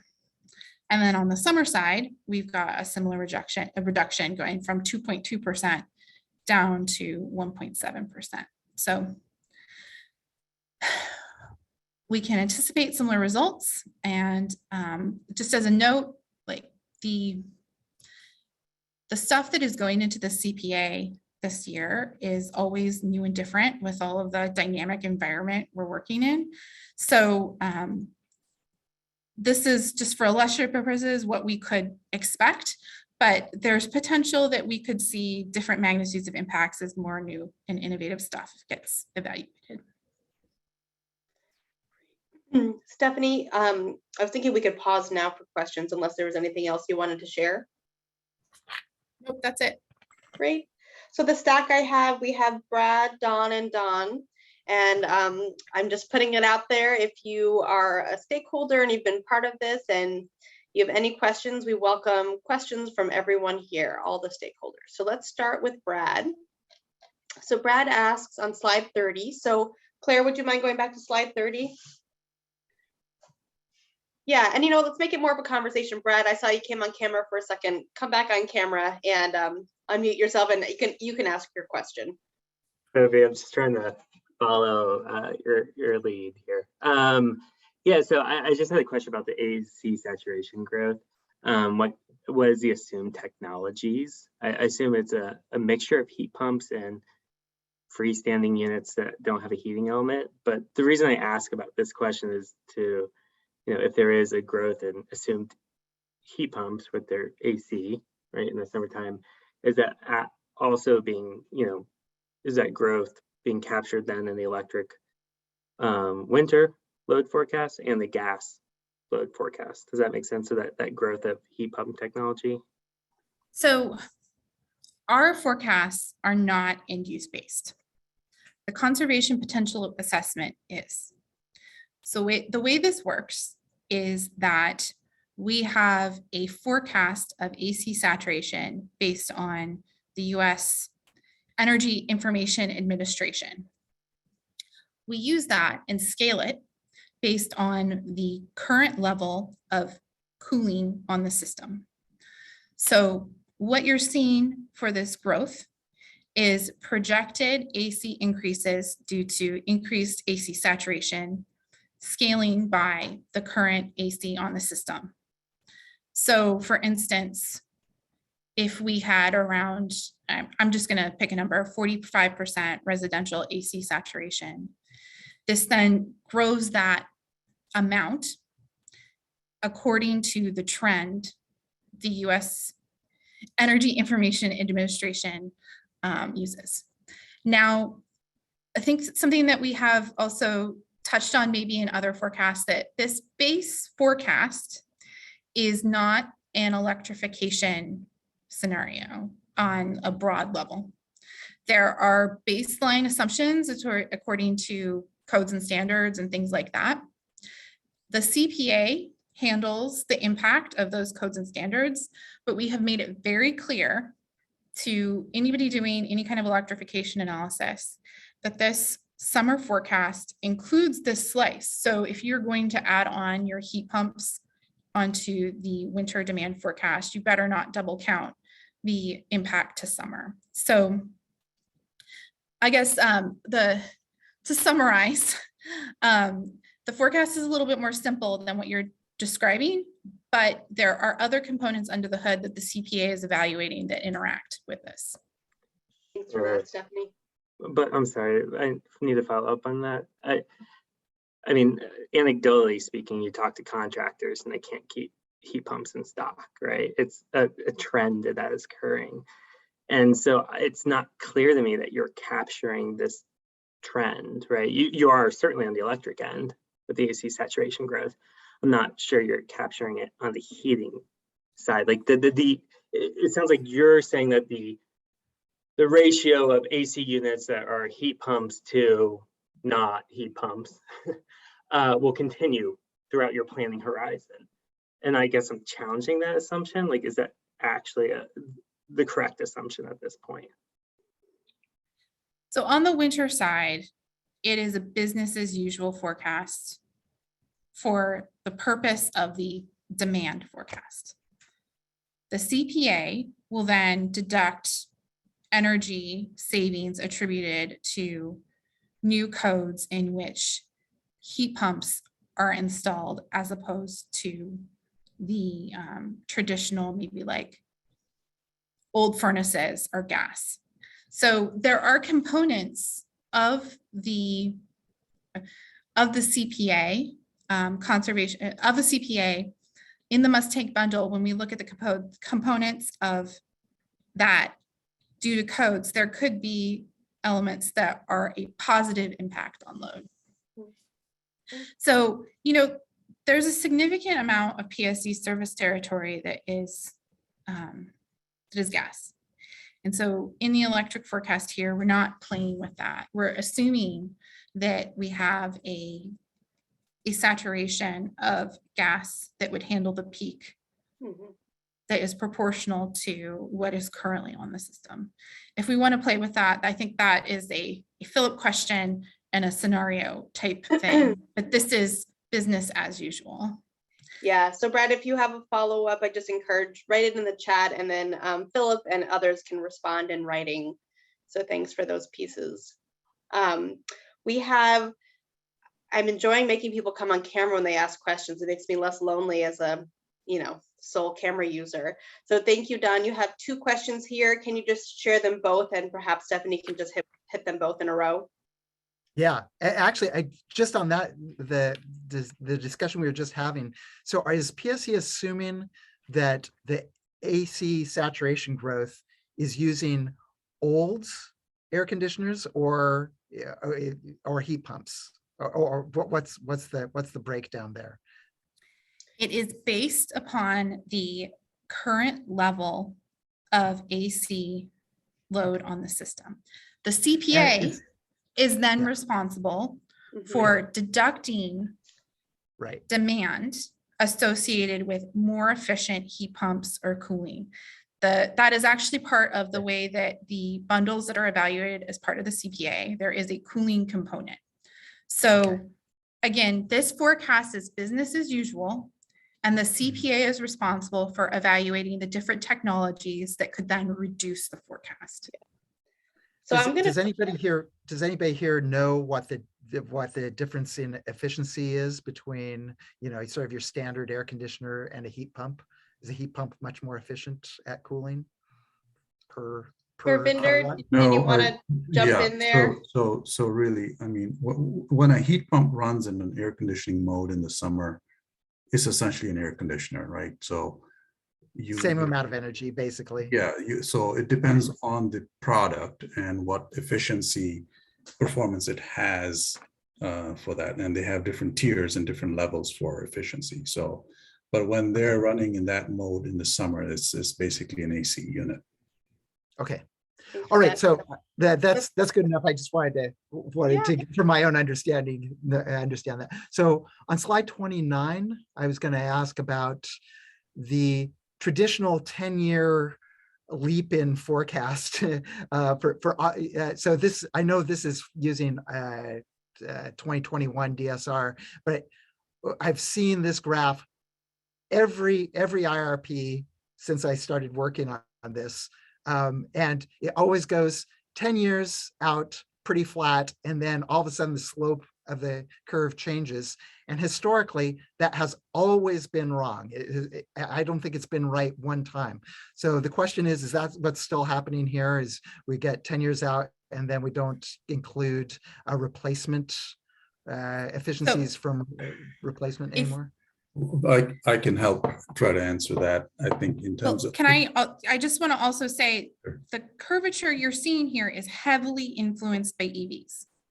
So what you're looking at, that uptick is not just changes due to whatever is going on with the CPA assumptions. There's a very heavy ramped up assumption on EVs growing. So if you took so you're expecting this graph, it would probably be flat or declining. So what's suspicious though is that there's one slope up to about 10 years, and then all of a sudden it's a pretty constant slope. So it's kind of like all of a sudden we just go into a linear increase at about 2031 or 2032. And I've seen that curve every time. So you're saying that's now EVs. It's not what it used to be. I'm not going to say it is solely EVs, but there is the uptick in usage is heavily influenced by EVs in the latter period. We're going to talk about EVs, Stephanie, later on in the presentation. And I think, Don, they'll really break down what is the impact of EVs. But I hear what you're saying. And PSE has noted, Don, that in the past, your perception is that some of their predictions have been off. And I think once we talk about the impact of EVs, that might help explain things a little bit. Well, if we just go to one of the slides that shows that EV wedge, just go to Let me just add a little bit, if you would like to, since you mentioned the DSR, and we do have, when we've done the DSR, potential, and we do accelerate measures. So we distinguish between two types of measures. There are measures that you can acquire at any time. For example, putting insulation in your home. The home is there, you can add insulation at any time. Right. And then there are measures that are time dependent. So you would not necessarily just take a functioning water heater that's expensive to replace. You would wait till it dies, and there's an opportunity for you to replace it. Then there's another set of measures that are time dependent, which is new construction. So when you build new homes, you really can't accelerate that. You can only impart the efficiency when the home is built. So what we've done in our conservation potential is we've said, we're not going to wait 20 years to replace the building stock, the existing building stock, measures like weatherization. We're actually going to accelerate it. So we're actually going to go faster and deploy that energy efficiency as quickly as we can. And that's the 10 years.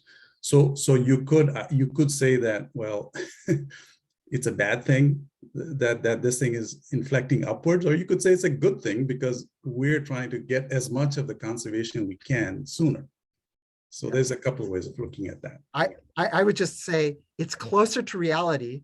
Historically, the flat line has been much closer to reality than the line that starts up, at that 10-year mark. So I would heartily encourage you for the CPA to either discard the acceleration and just have a constant rate. So at least we can see. It's just weird to keep seeing these graphs that go up.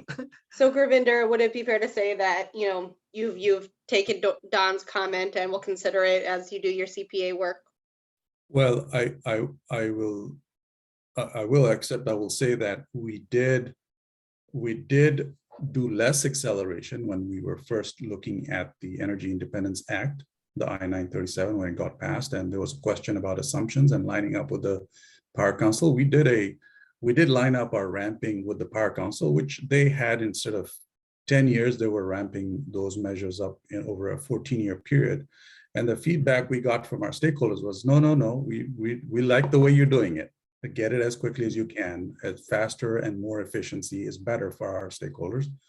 And frankly, when we when we do this in our, and we have also, way back when we did the acceleration, we tested in our portfolio to say, is it better for our customers to do this in 10 years or 20 years? And actually the portfolio costs a little less when we do it in 10 years. So we're actually benefiting our customers by actually accelerating some of those measures. So that's really the background of where I have no problem with that. I think that's great. It's just that when it runs out, then then your forecast is not good anymore. Yeah, I'm gonna break in here knowing that I owed you all a break and some of you need to use the restroom and do other things. Don, I saw you had a comment on slide 32 that you'd like to differentiate electricity supply by local resources like rooftop solar over remote resources that require investments in transmission infrastructure. I'll ask PSE to respond to that in writing the feedback report, and we can get to Kathy with UTC. Kathy, if you wouldn't mind coming on camera, this will be our last question before the break. I'll just unmute if that's okay, Sophie. Sure, that's fine. Yeah. Can you hear me? Yes, I can. Yeah, just to kind of revisit calibration. So Stephanie, you mentioned that.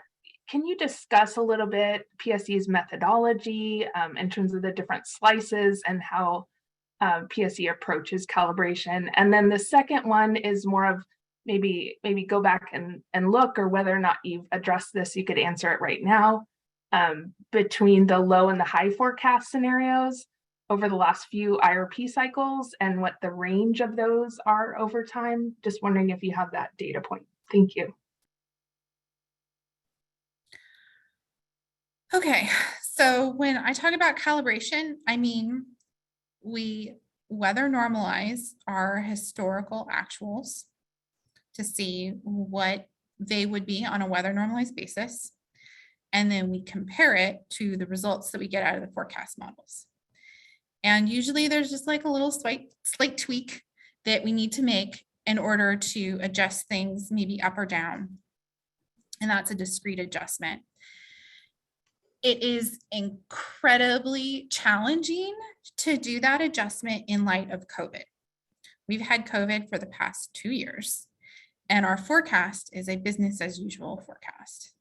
So there is a combination of time periods in order to address, what is a normal deviation. So I can say that the peaks forecast, the calibration is pretty small. And then I think the load or the demand, it's not too big. It's more of a fine tuning to really get that starting point right, because we ultimately want to have the best forecast we can. And we assume that our recent history is probably better information than, 10 years ago or so. So what calibration is trying to do is look at how our models are doing in recent history and then tweak them a little bit to say, okay, well, this is what we would be if we had offset them. It's not that big a deal in terms of amounts, but it's really just to fine tune things. Great. And Kathy, did you have a follow-up? Oh, so sorry, but also the second question on the high and the lows, I don't have that information available at the moment. So that's something we need to address in the feedback form. So the PSE team, if you want to jot that down, that's one item for the feedback report. And Cord, if you wouldn't mind just putting your question in the chat. I owe you all a break 10 minutes ago. And so we can respond to your question in writing, Cord, if you just put it in the chat, if that's something you can do. So with that, Clara, can I ask you to jump ahead a slide or two as we get to our break slide? It is 2:36 by my computer. Come back at 2:41. Oh, we have 10 minutes here and 5 on my agenda. I'm not going to be nice because I want to leave time for as much questions and answers. Let's do 5 minutes. So 2:41, come on back. And thank you for all the rich dialogue so far. See you in a few.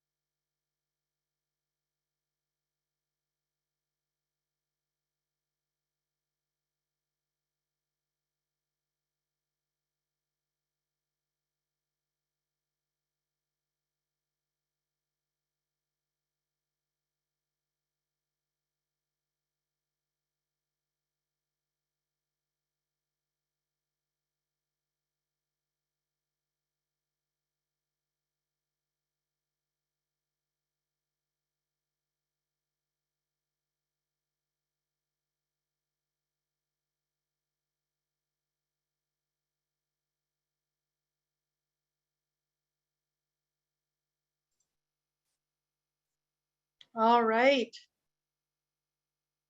Welcome back, everyone.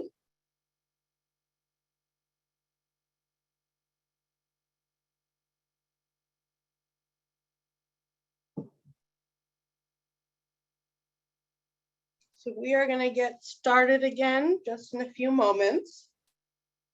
And we're going to begin again with Allison. So Allison, can I just hear and see you to make sure everything's good? Yeah, can you hear me? See Sure me? can. Yep. Excellent. Great. And so Allison, you're going to go through a lot, and the information kind of builds on itself as you go. So my understanding is that if folks can wait to have Q&A until the end of your section, that will kind of be the easiest for flow. Does that still work for you, Allison? Yeah, that works for me. Okay, very good. So let me be specific about what number slide that is. If folks could wait until slide 42, is that right? Yeah. Yeah. Okay. Very good. Well, take it away from here, Allison, and put your questions in the chat, and we'll collect a stack and get to them one by one. So thanks. Alrighty. Okay, so here we'll be talking through some of the major assumption changes that we had between the last IRP and this IRP. So next slide, please. The first one you've been hearing about this whole time is climate change. So this is one of the major changes in this IRP, is the inclusion of climate change here. And again, as a reminder, we had a presentation about that on January 20th. That's available on the PSE website if you want more details. But I'm going to walk through a few slides from that presentation as a reminder of what we've done. So we used 3 climate change models. These are the same ones that the Power and Conservation Council used in their 8th power plan. And instead of looking backward to the past 30 years to develop what we call a normal temperature, we are looking backward 15 years and then forward 15 years. And we do this for each year of the forecast period to create a normal that changes over time. And I will show you what that looks like in a few slides. So next slide, please. So here's just some background on where these models came from. The climate change models were developed for the region by climate scientists. They were used by the Bonneville Power Administration, the U.S. Army Corps of Engineers, and the Bureau of Reclamation for planning Bonneville's hydro system. Then the Northwest Power and Conservation Council used 3 of these models in their 8th power plan. Those are the 3 climate models that we are using in our demand forecast. Next slide. So the inclusion of climate change temperatures in our models means that we have this forecast of temperatures that is changing over time. So we do this in our energy demand forecasts through heating degree days and cooling degree days. And these are simply a measure of how much heating or cooling our customers may be doing. So the bigger the number, that means more heating or cooling that the customer is doing. So on the charts, we have heating degree days on the left and cooling on the right. The black lines are the historical actuals. The blue line is what we used before. And you can see that's a flat line indicating that the normal temperature is not changing. What we are using now is the green line, and you can see that that changes over time. And since the temperature is getting warmer over time, on average, then there are fewer heating degree days each year. For cooling degree days, there are more hot days over time on average, and so there are more cooling degree days each year. Next slide. Here we're looking at our peak temperature assumptions when we're using these climate change models. So I'll start on the right-hand side. This is for our electric system. Here for the electric system, we plan to a normal peak that occurs on average every 2 years. So when we apply that same 15-year backward, 15-year forward look, we see that the peak temperature changes over time and is higher for both the winter and the summer peaks. For the natural gas system, which is on the left, we plan to a design peak temperature that occurs on average once every 50 years.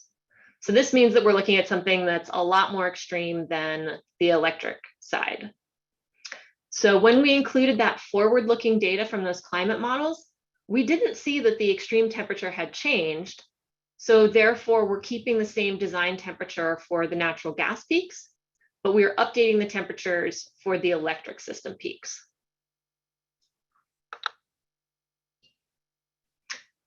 All right, next slide. So the next two slides talk about our economic assumptions and our COVID assumptions. We get our US level economic assumptions from Moody's Analytics, and we used their economic assumptions from November 2021 in this forecast.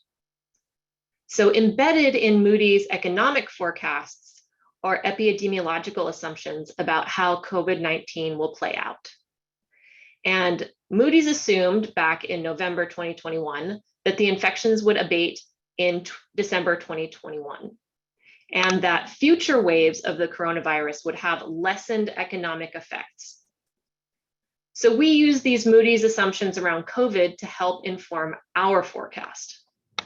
So that helps us really to determine the starting point for this IRP forecast, because the IRP forecast starts in 2024. So therefore, in this demand forecast, we assumed that the majority of the economic disruptions from COVID would end after 2022. Next slide. So in general, just looking at our economic assumptions, we have a more optimistic economic outlook than we did in the previous IRP. So the way we do this is we use Moody's US level employment assumptions, as well as local data to produce employment forecasts for both gas and electric. And then we produce other economic variables that are used in our models. So the example chart that we have here is employment for the electric service territory. You can see the obvious dip in employment from the COVID pandemic. You can also see that the employment forecast used in this IRP is more favorable than the last IRP. And we've already mentioned a couple times, but that forecast was put together right at the start of the COVID pandemic with a lot more dire predictions for the future, hence why this forecast is a little bit more optimistic. But really the big takeaway here is that we're getting back to our pre-pandemic levels of employment in the electric service area by 2024. And then I will point out that there's that red dotted line on there. That is the Puget Sound Economic Forecaster, and they're a local economic forecasting group. They don't have exactly the same area that they forecast for as our electric service territory, but it's a good gut check to see that what they're forecasting for generally the Puget Sound area is in line with what we're forecasting. And then next slide. So here we're looking at the electric vehicles.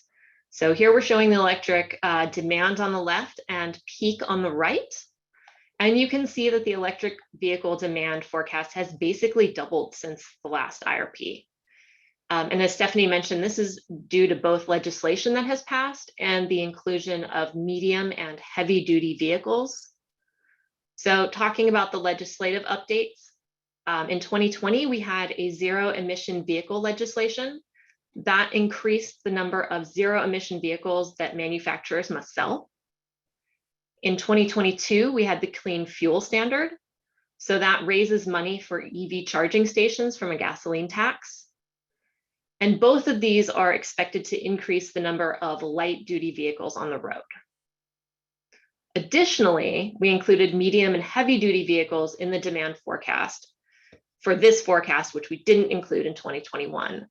And while these are fairly nascent technology now, they do play a large part in the demand in the later part of the forecast. And you'll see some of those details in Guidehouse's presentation later, which is coming up right after this. But then just one reminder that the electric vehicle forecast itself is also before demand side resources. So that does not include managed charging programs or time varying rates, but that would be determined during this IRP process, and we would expect those to be affecting our peaks mostly. Great. Great, thank you, Allison. Anything else before we turn to court and do other Q&A? No, I'm happy to do Q&A. Yeah. So court, thanks for being patient.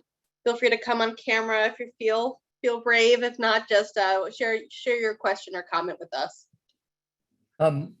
I really appreciate that PSE is trying to project the future climate now. But it's pretty challenging, as I'm sure you know.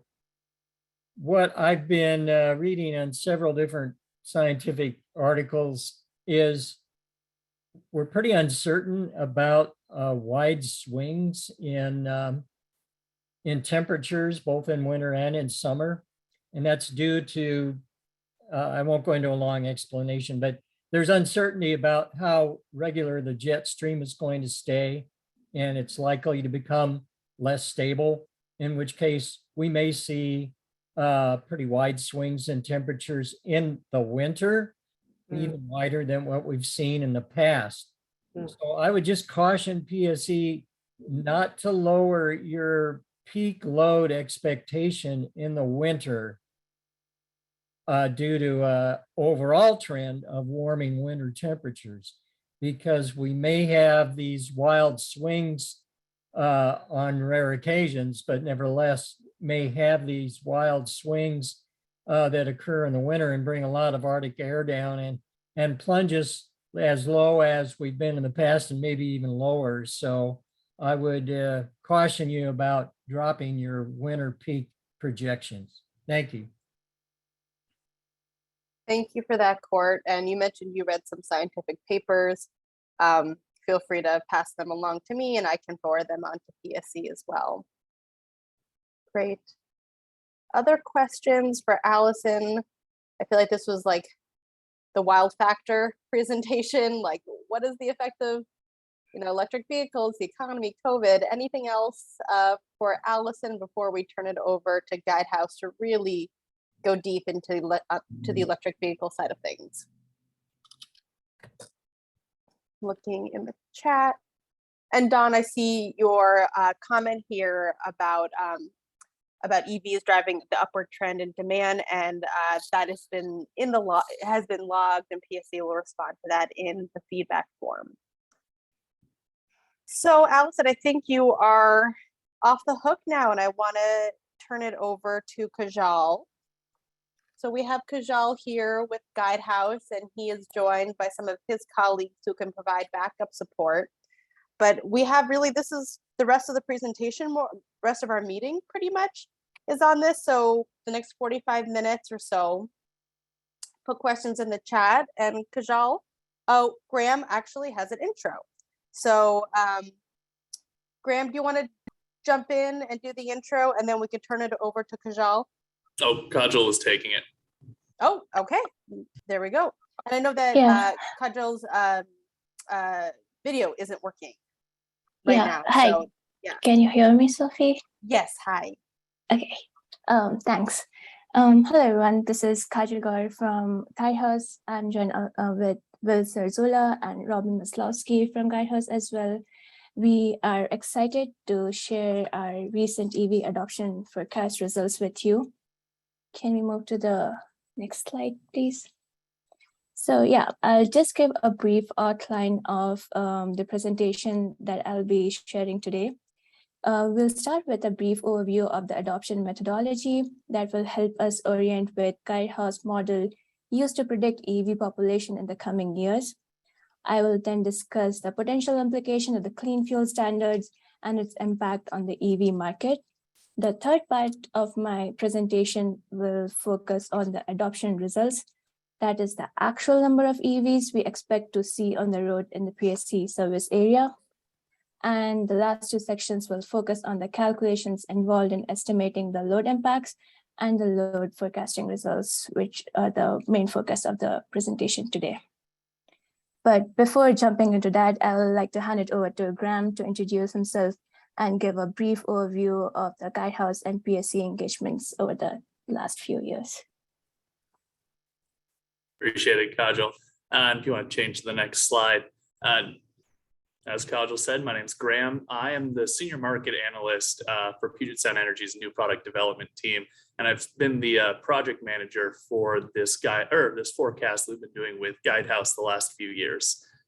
For context, the new product development team, it's the team charged with developing innovative and environmentally responsible products and services for our customers. And a key example of that is developing the company's transportation electrification plan, as well as the customer-facing products and services resulting from that strategy. In my work on TE, it has been my pleasure to work with Guidehouse on developing our EV load forecast. PSE first contracted Guidehouse in 2019 to develop a light-duty vehicle adoption and load forecast with a preliminary assessment of medium and heavy-duty vehicle population. Guidehouse has refreshed that forecast annually on PSE's behalf, as well as made modifications to reflect the rapidly evolving state of policy for transportation electrification in Washington. In 2021, we had updated the forecast to reflect the zero emission vehicle policy, and then again in 2022 to capture an estimate of Washington's clean fuel standard policy. The EV world is rapidly evolving though, and so is this forecast. As a result, some policies, such as the Clean Cars 2030, have not yet been included in this forecast. Similarly, and I just want to get ahead of this, load management efforts are also not reflected in this forecast. PSE is exploring ways to manage this load and mitigate peak load impacts, while still ensuring customers' vehicles are ready to drive when they need them. PSE has proposed a time-varying rate pilot in the multi-year rate plan, which I believe Don mentioned earlier, includes a specialized pilot EV rate. Further, PSE's Schedule 556, which governs our EV load management efforts, went into effect in June 2022. PSE has also committed to implementing a direct load control product with our upcoming residential charging program in early 2023. So without further ado and long-winded introduction, I'll turn the conversation and presentation back to Kajal. Thanks a lot, Graham. Can we move on to the next slide, please? The next one. So here a brief overview of different terminologies that we'll be using throughout the presentation. So the EV forecast results we'll be presenting today are broadly categorized into two groups of vehicles, light duty and medium and heavy duty. Light duty or LDV comprises of our passenger cars like the Honda Civic sedan or SUVs like the Subaru Outback, while medium and heavy duty vehicle comprise of bigger and heavier vehicles like FedEx delivery vans, refuse trucks, 18-wheelers, tractor-trailers, school bus, and transit buses. Next slide, please. There's another classification we will use throughout the presentation based on powertrain. BEVs or battery electric vehicles refer to vehicles fully operated on a battery like Tesla, Nissan Leaf, or the Audi e-tron. PHEVs or plug-in hybrid electric vehicles refer to electric vehicles with both an internal combustion engine and a chargeable battery, like Chevy Volt, BMW X5, and etc. We have several other examples on the screen. Generally speaking, PHEVs and BEVs constitute the broader group of electric vehicles, and whenever we will say EVs in this presentation, it means both. Next slide, please. So how do we actually get to the EV forecast? So the model Guidehouse uses to forecast EV adoption in the coming years is an in-house developed tool called VAST, which stands for Vehicle Analytics and Simulation Tool. Here's a flowchart on the slide that shows the different types of inputs and calculation that goes into the model. It's a lot more complex, so I'll just focus on a few important parts of the flowchart for today's presentation. The light green colored ovals in the left and right-hand side represent various inputs. We use inputs like vehicle component prices, electricity and gas prices, and also incentives and calculating the total cost of ownership for an electric vehicle, for a typical vehicle. This forms the basis of the economic module of the model. The next is the technical model, which is towards the top of the flowchart. It represents how many vehicles of different makes and models are available for purchase in the market. Different calculations like availability, production capacity, and the world macroeconomic outlook goes into consideration here. In the middle, we have our most important module called awareness that helps us answer questions like how many people are aware of EVs and are controlled by several marketing and word of mouth factors that are quantification of several day-to-day phenomena. For instance, if I own an EV and I'm critically satisfied with it, I'll go and talk to my few friends about it, who might in turn also go and talk to their friends about it and helps spreading the word. This is the basis of the BAS diffusion adoption model, and on this only the Guidehouse VAST model is also based. All these modules, the technical awareness and the economic module, help us in getting the expected number of EVs on road in a year in forms of estimated vehicle registrations, and that is the main output of this model shown in this blue box in the middle. There was a lot of moving pieces involved here.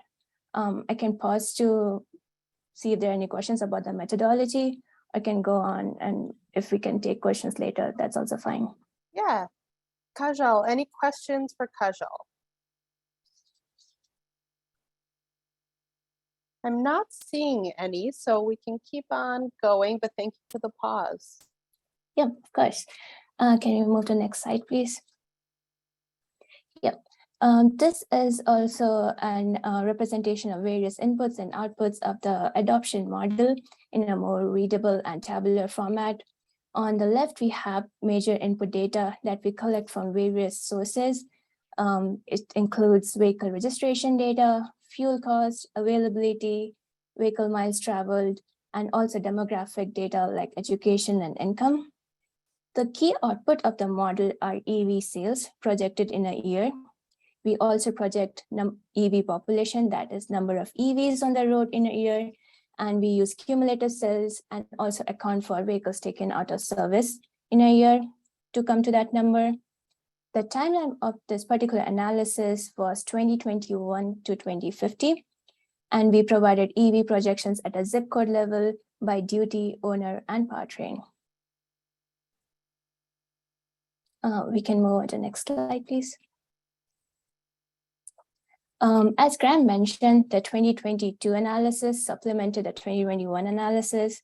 The main objective of this analysis was to understand how clean fuel standards will change things in the coming years in the EV world. So just a little background first for the clean fuel standards. The Washington State Clean Fuel Standard requires fuel suppliers to gradually reduce transportation fuel carbon intensity to 20% below the 2017 levels by 2038. They can achieve it by producing low carbon biofuels or purchasing credits generated by low carbon fuel generators like EVs. Consequently, this standard is expected to increase EV adoption through strong economic drivers like fuel costs and EV infrastructure. To model the impacts of clean fuel standards, Guidehouse used 4 levers. On the slide here, you can see each of these 4 levers we used, and towards the bottom, we have the potential impact of each of these levers in italics. Firstly, clean fuel standards is expected to result an increase in gasoline prices that will increase the total cost of ownership of gas vehicles, which will in turn shift the market in favor of EVs. The policy will also result in additional EV infrastructure, like installation of public chargers that will decrease range anxiety among consumers and also reduce customer barriers to EV adoption. It will also increase customer awareness and provide additional incentives to EV customers, which will directly decrease EV total cost of ownership and fueling EV adoption further. We can move to the next slide, please. Keeping in mind all that, I think we are ready to jump into the most important part of the presentation, the results. This slide shows the vehicle adoption numbers. The plot on the left shows number of light duty EVs expected in the coming years. We have broken it down by the class. The light green color represents passenger cars like sedans, while the yellow colors represent light trucks or SUVs. The plot on the right represents vehicle mix by powertrain. You might already follow along that what are powertrains, but just to reiterate, the yellow colored ICEV bar represents gasoline vehicles. Dark green colored BEV bar represents fully battery electric vehicle like Tesla, and light green colored plug-in hybrid electric vehicle bar represents plug-in hybrids like Chevy Volt. By 2050, passenger cars and light trucks together will constitute about 1.3 million of light duty electric vehicles on the road, which if we see in perspective of the whole vehicle population, will constitute 37% of the vehicles on the road in the PSE service area. There will still be a lot of gasoline cars around, making up 63% of the vehicle population. As you can see on the left plot, the growth of EV is quite steep and is expected to increase phenomenally, almost tripling in the next 5 years. Next slide, please. This slide shows similar view of the world for medium and heavy duty vehicles. The light green color in the left plot represents delivery trucks, dark green color represents semi-trucks, and the yellow and orange color represents school and transit buses respectively, although they are a little less visible because of lower adoption in buses. The right plot represents the breakdown of all MHDVs on road in PSE service area by the three powertrains we discussed. The MHDVs are expected to be 75,000 in number by 2050, with delivery and semi-trucks taking most of the pie, with a couple thousand buses. When compared to the whole vehicle population, MHDV EVs are expected to constitute 31% of the population. Currently, the MHDV market is pretty nascent. As you can see, there are less than 1,000 vehicles, or there were less than 1,000 vehicles in 2021. But with an expected increase in model availability of trucks and buses, coupled with advancement to battery capacity and access to DCFC charging, we expect MHDV adoption to accelerate up significantly in the coming few years. Kajal, is now a good time to pause for questions? We have a question from Don. Yeah. Yeah, so Don, do you want to pop in and ask your questions? Yeah, so I've been driving an electric vehicle for many years. I think I got my first Nissan Leaf in 2010, I think. And so I've been, talking to people about EVs for many years. And more recently, we got a Tesla, and of course, people are really attracted to the car because it's sleek and it's fast and it's comfortable. But recently, when I'm talking to people and I tell them about that Ford F-150 Lightning that can provide their homes with perhaps a couple of days of electricity if there's a power outage, which we unfortunately get power outages sometimes that last for a significant amount of time. And also, if there's a possibility that they can actually earn, a significant percentage of their monthly payment through participating in a virtual power plant with their car, all of a sudden, instead of being just attracted to the sort of sexiness of a sports car or a nice sedan, that all of a sudden they're thinking about all the practical ways that an EV can improve their lives beyond just getting around, transport wise. So I'm wondering if that is a factor that you're also taking into account as far as the attractiveness of adoption for these vehicles. Yeah, sure. That's a great point. We have been talking about that lately. The vehicle to grid feature of EVs certainly makes it more appealable to customers, but there have not been sufficient models in the market to have like empirical data to suggest that, okay, just having the vehicle to grid compatibility will encourage a customer to buy an EV more. But I certainly agree with you that if there is a vehicle to grid compatibility, there would be certain impacts on load. And if customers are able to give back to the grid and use it as a virtual power plant or a battery storage system, they can do energy arbitrage. But yeah, this is not included in this model for now. Do you have any idea when we might have enough data to sort of extrapolate that, or is it just unknown at this point? Don, this is Will. Can folks see my camera? I don't know if it's working or not. Yep, we can see you. Looks good to me. Oh, wonderful. So I think that there are a couple ways that your kind of the benefits that you're proposing would affect EV adoption. One, kind of the most straightforward is with total cost of ownership. So if you are reducing your kind of similar to electricity costing less than gas for operational expenses, you would also reduce the total cost of ownership for vehicles if you would get some sort of, if you could use that as a power plant, as you said. Then there's also the kind of the more interesting aspect where it could serve as a backup power. And so that's not as easily quantifiable. And we have some ways that we incorporate bits like that into the model.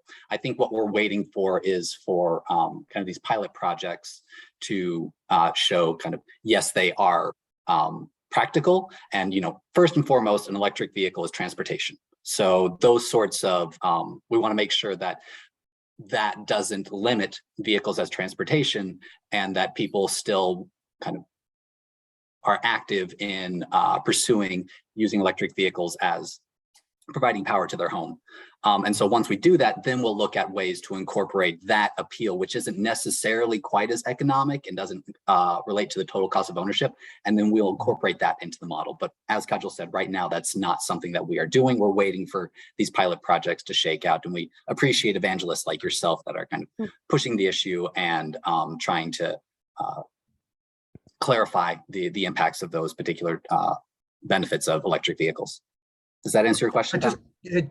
Just one more observation, just because this is probably the most I get the most response when I make this observation to my friends, which is that we just have these 2 Tesla Powerwalls put in our garage, but for the price of like 4 Powerwalls, which is about the capacity that comes in the base level Ford F-150 Lightning.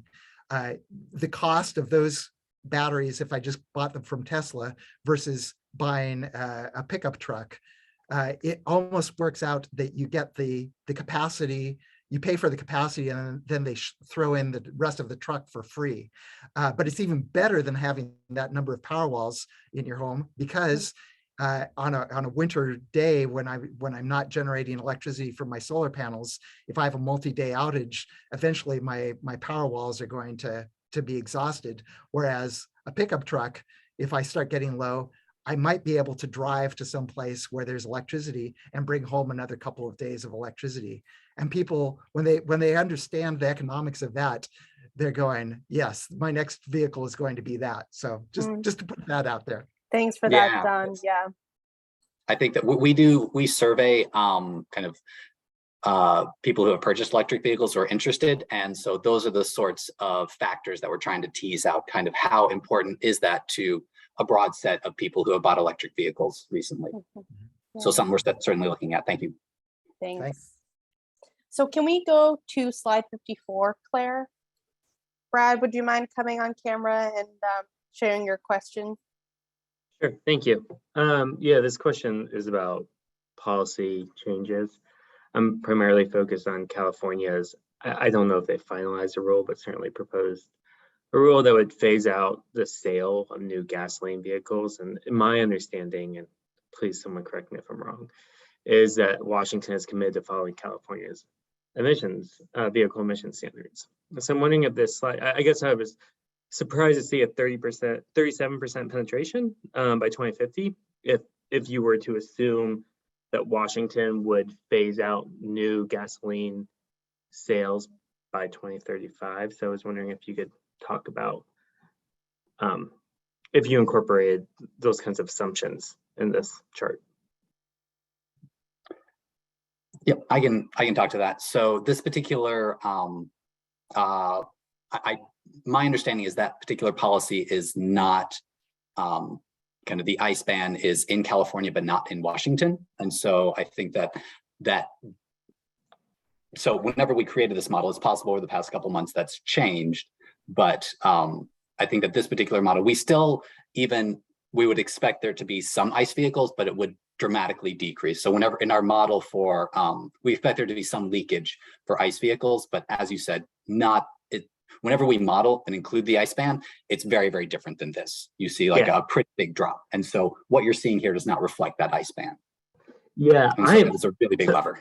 Someone should correct me if I'm wrong, but I'm pretty sure Washington is committed to adopting California's vehicle emission standards. And I don't know if that's an automatic trigger or something that the legislature would have to do if it's a goal. So maybe I'll run that down and come back to you guys. So just for a bit of context around this, this is dealing with policies that are on the books, not kind of the hypotheticals. And so I think that that's where. Yeah, I'm not sure if it's a hypothetical or if it's an actual policy on the book that Washington just automatically adopts California's. That's what I'm trying to say. But I'll get back to you. Yeah, thanks for that, Brad. Graham, did you want to pile on? Yeah, just quick comment. I think what you're referencing for Washington's equivalent is the Clean Cars 2030 policy, which at least to my understanding, it establishes a target for the state and builds the capacity or like an agency that's responsible for developing a roadmap for how we would get to the point. And it's to where no new car sales or registrations of vehicles in Washington state without them or with internal combustion engines after 2030. So there's not a concrete policy that's saying it can't pass or you can't have ICEs back past that point. It's a policy creating an agency to create a roadmap to create that goal. That might be the most Washington thing I have ever heard. Hey. That might be fair. I did send you RCW 70A 30010, and it says that the legislature adopts the California Motor Vehicle Emission Standard. So probably both look into this. And that's the reference to the ZEV.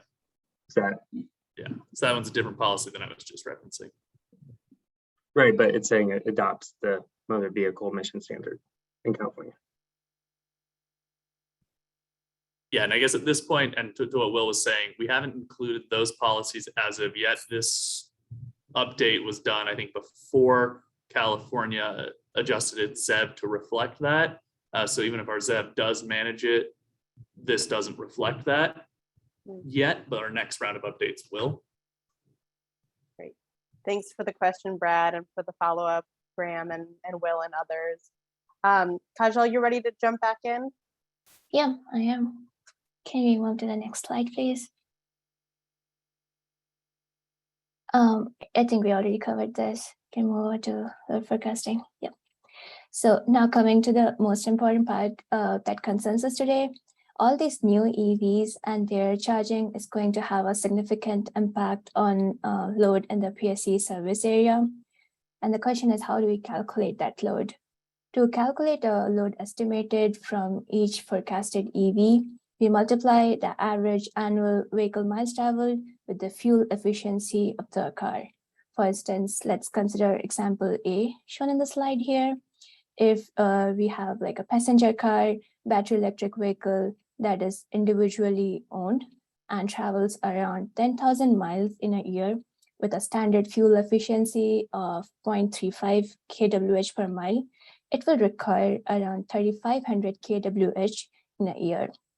We do such calculations for all the EVs in PSE's territory, and then also account for various use cases where these vehicles might get charged, and to get the total annual energy consumption in kWh and the peak impacts in kW. Can you move to the next slide, please? To get the data on the vehicle miles traveled, we use Federal Highway Administration data, and that provides the VMT or vehicle mile traveled estimates that ranges from 10,000 miles per year for a typical sedan to 65,000 miles per year for a semi-truck that can be used for goods transportation. Moving on to the next slide, please. This is a tabular representation of the inputs we already talked about. We use already developed EV adoption forecast and also vehicle miles traveled and efficiency to get our energy consumption. The main output of the load forecasting module is energy consumption and PKW impacts by use case and technology. And I'll talk about that later in a few slides. So I think we can move to the next slide. So the plot here shows the total annual energy consumption by electric vehicles. And in the left, we have that broken down by use case, while in the right-hand side, we show the division of the same energy by technology. Now, what does use cases mean in this context? Use cases are different places an EV owner might charge their EV. Each use case has different characteristics, and hence to fully understand load, it is important to understand where this load is likely to occur. So we'll focus on the left plot first now and just go through the legend to make things clear. SUD here stands for single unit dwelling and covers all residential charging in your garage or driveway. Market use case covers all those charges you might have come across in the parking lots of a Whole Foods or a Target. Workplace charging is in the parking lot of your offices, and MUD stands for multi-unit dwelling and refers to shared chargers in your apartment complexes. SUD shared charging also refers to curbside charging, and it provides access to EV owners who are unable to install chargers in their garages for some reason. Finally, Fleet LD comprises of fleets of vehicles like Enterprise or Hertz and charging offered to those cars in their respective parking hubs. Now, moving over to the right-hand side of the slide, we have the energy broken down by technology. So the difference between the three technologies here is the rated power. L1 or level 1 is mostly around 1 to 2 kilowatts and uses 120 volt of your household regular supply outlet. This is often referred to as trickle charging because it's very slow. L2 is rated at 12 to 20 kilowatt and is becoming more and more popular for light duty charging because of its accessibility and also low upfront costs. Most of the chargers at home currently are L2. DC fast charging, as the name suggests, is pretty fast and can be anywhere from 50 to 350 kilowatt. And for a reference, a Tesla can take 8 to 12 hours to charge at L2, while only take 20 to 30 minutes to charge on DC-FC. So now coming back to the numbers, all the EVs in the PSE service area are expected to consume around 4,000 gigawatt hour of energy, mostly coming from the residential use cases of SUD and MUD. The rest of the use cases like market, workplace, etc., will comprise of the 30%. And as we discussed, most of the residential charging is expected to be L2. Hence, it's no surprise that the highest contribution of charging will also come from L2 by 2050, with some contribution from DC fast charging and L1 charging. And can we move to the next slide, please? So here is a similar view of the MHDV world. The use cases on the left are more straightforward this time. Fleet MD and HD use cases will serve the big delivery and semi-trucks we talked about in their private depots, with some charging at public hub locations. That's the third one. Public hub locations are similar to truck stops, which provide charging access to fleets serving large distances. The school and transit use cases will serve their respective buses. The total annual energy consumption from MHDV fleet is expected to be slightly lower than LDV, but at 2,500 kilowatt hour. Most of the charging will come from the bigger fleet depots. Since these large trucks demand high power and fast charging, DCFC is expected to grow faster for MHDVs. As you can see on the right plot, taking up more than 90% of the energy pie for MHDVs. Next slide, please. We also forecasted charging load profiles based on typical charging pattern of various use cases and duty. So right now on the slide here is 24-hour charging load profile of the 3 duties we already discussed for the peak month of August and December. In the absence of any charging load management, we expect the peak load to increase by 1.5 gigawatt due to the EV charging in the PSE service area by 2050. Most of this charging is expected to occur during the evening peak hours. And as you already talked in the earlier slides, that it will constitute around 15 to 20% of the forecasted PSE system peak. Next slide, please. This plot shows a similar view of the peak demand and charging profile we saw earlier, but broken down by use cases. And we also have weekday and weekend, so how the charging will vary by a day type. You can see here, the dark green part is depicting SUD charging, or the residential charging from single unit dwellings. And it is expected to make the highest peak contribution by 2050, which is kind of expected from like just people's driving behavior, people plugging in their EVs after returning from work, and if there is no load management or time of use pricing.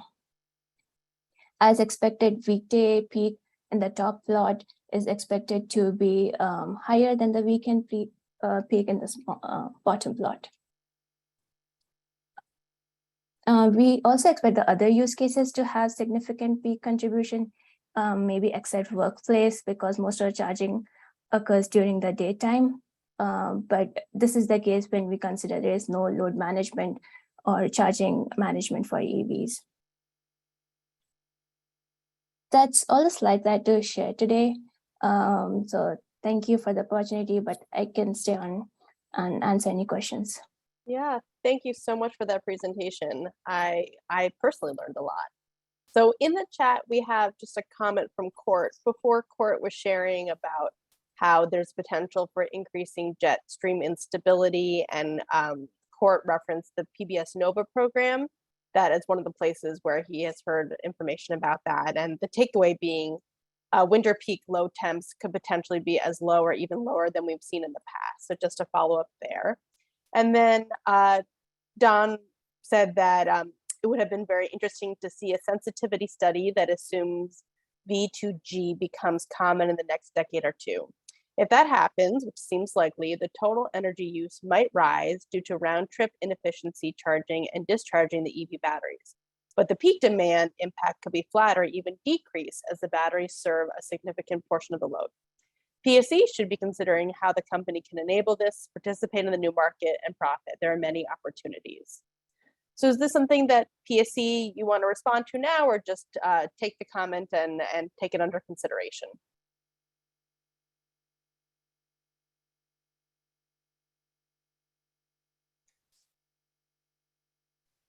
I think we can. Graham, do you want to jump in? Oh, I was actually just going to say, yeah, we're definitely taking that under consideration. Appreciate the comment, Don. Yeah, thanks for that, Graham. What else? We have time after rushing people to get to this point. I want to just acknowledge that I pushed us forward thinking that this presentation would take up the rest of our afternoon, but we do have about 20 minutes of slack in our schedule. So questions about the electric vehicle presentation here, how it affects the demand forecast. And if I skipped over you for an earlier slide, my apologies, we can come back to it now. So the floor is open.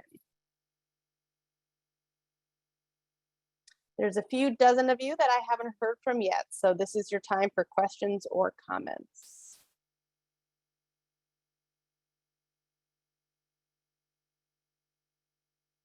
All right. Joel, do you want to come off of mute and come on camera if you want to ask that question? Otherwise, I can ask for you. Sure. Yeah, I can come off mute.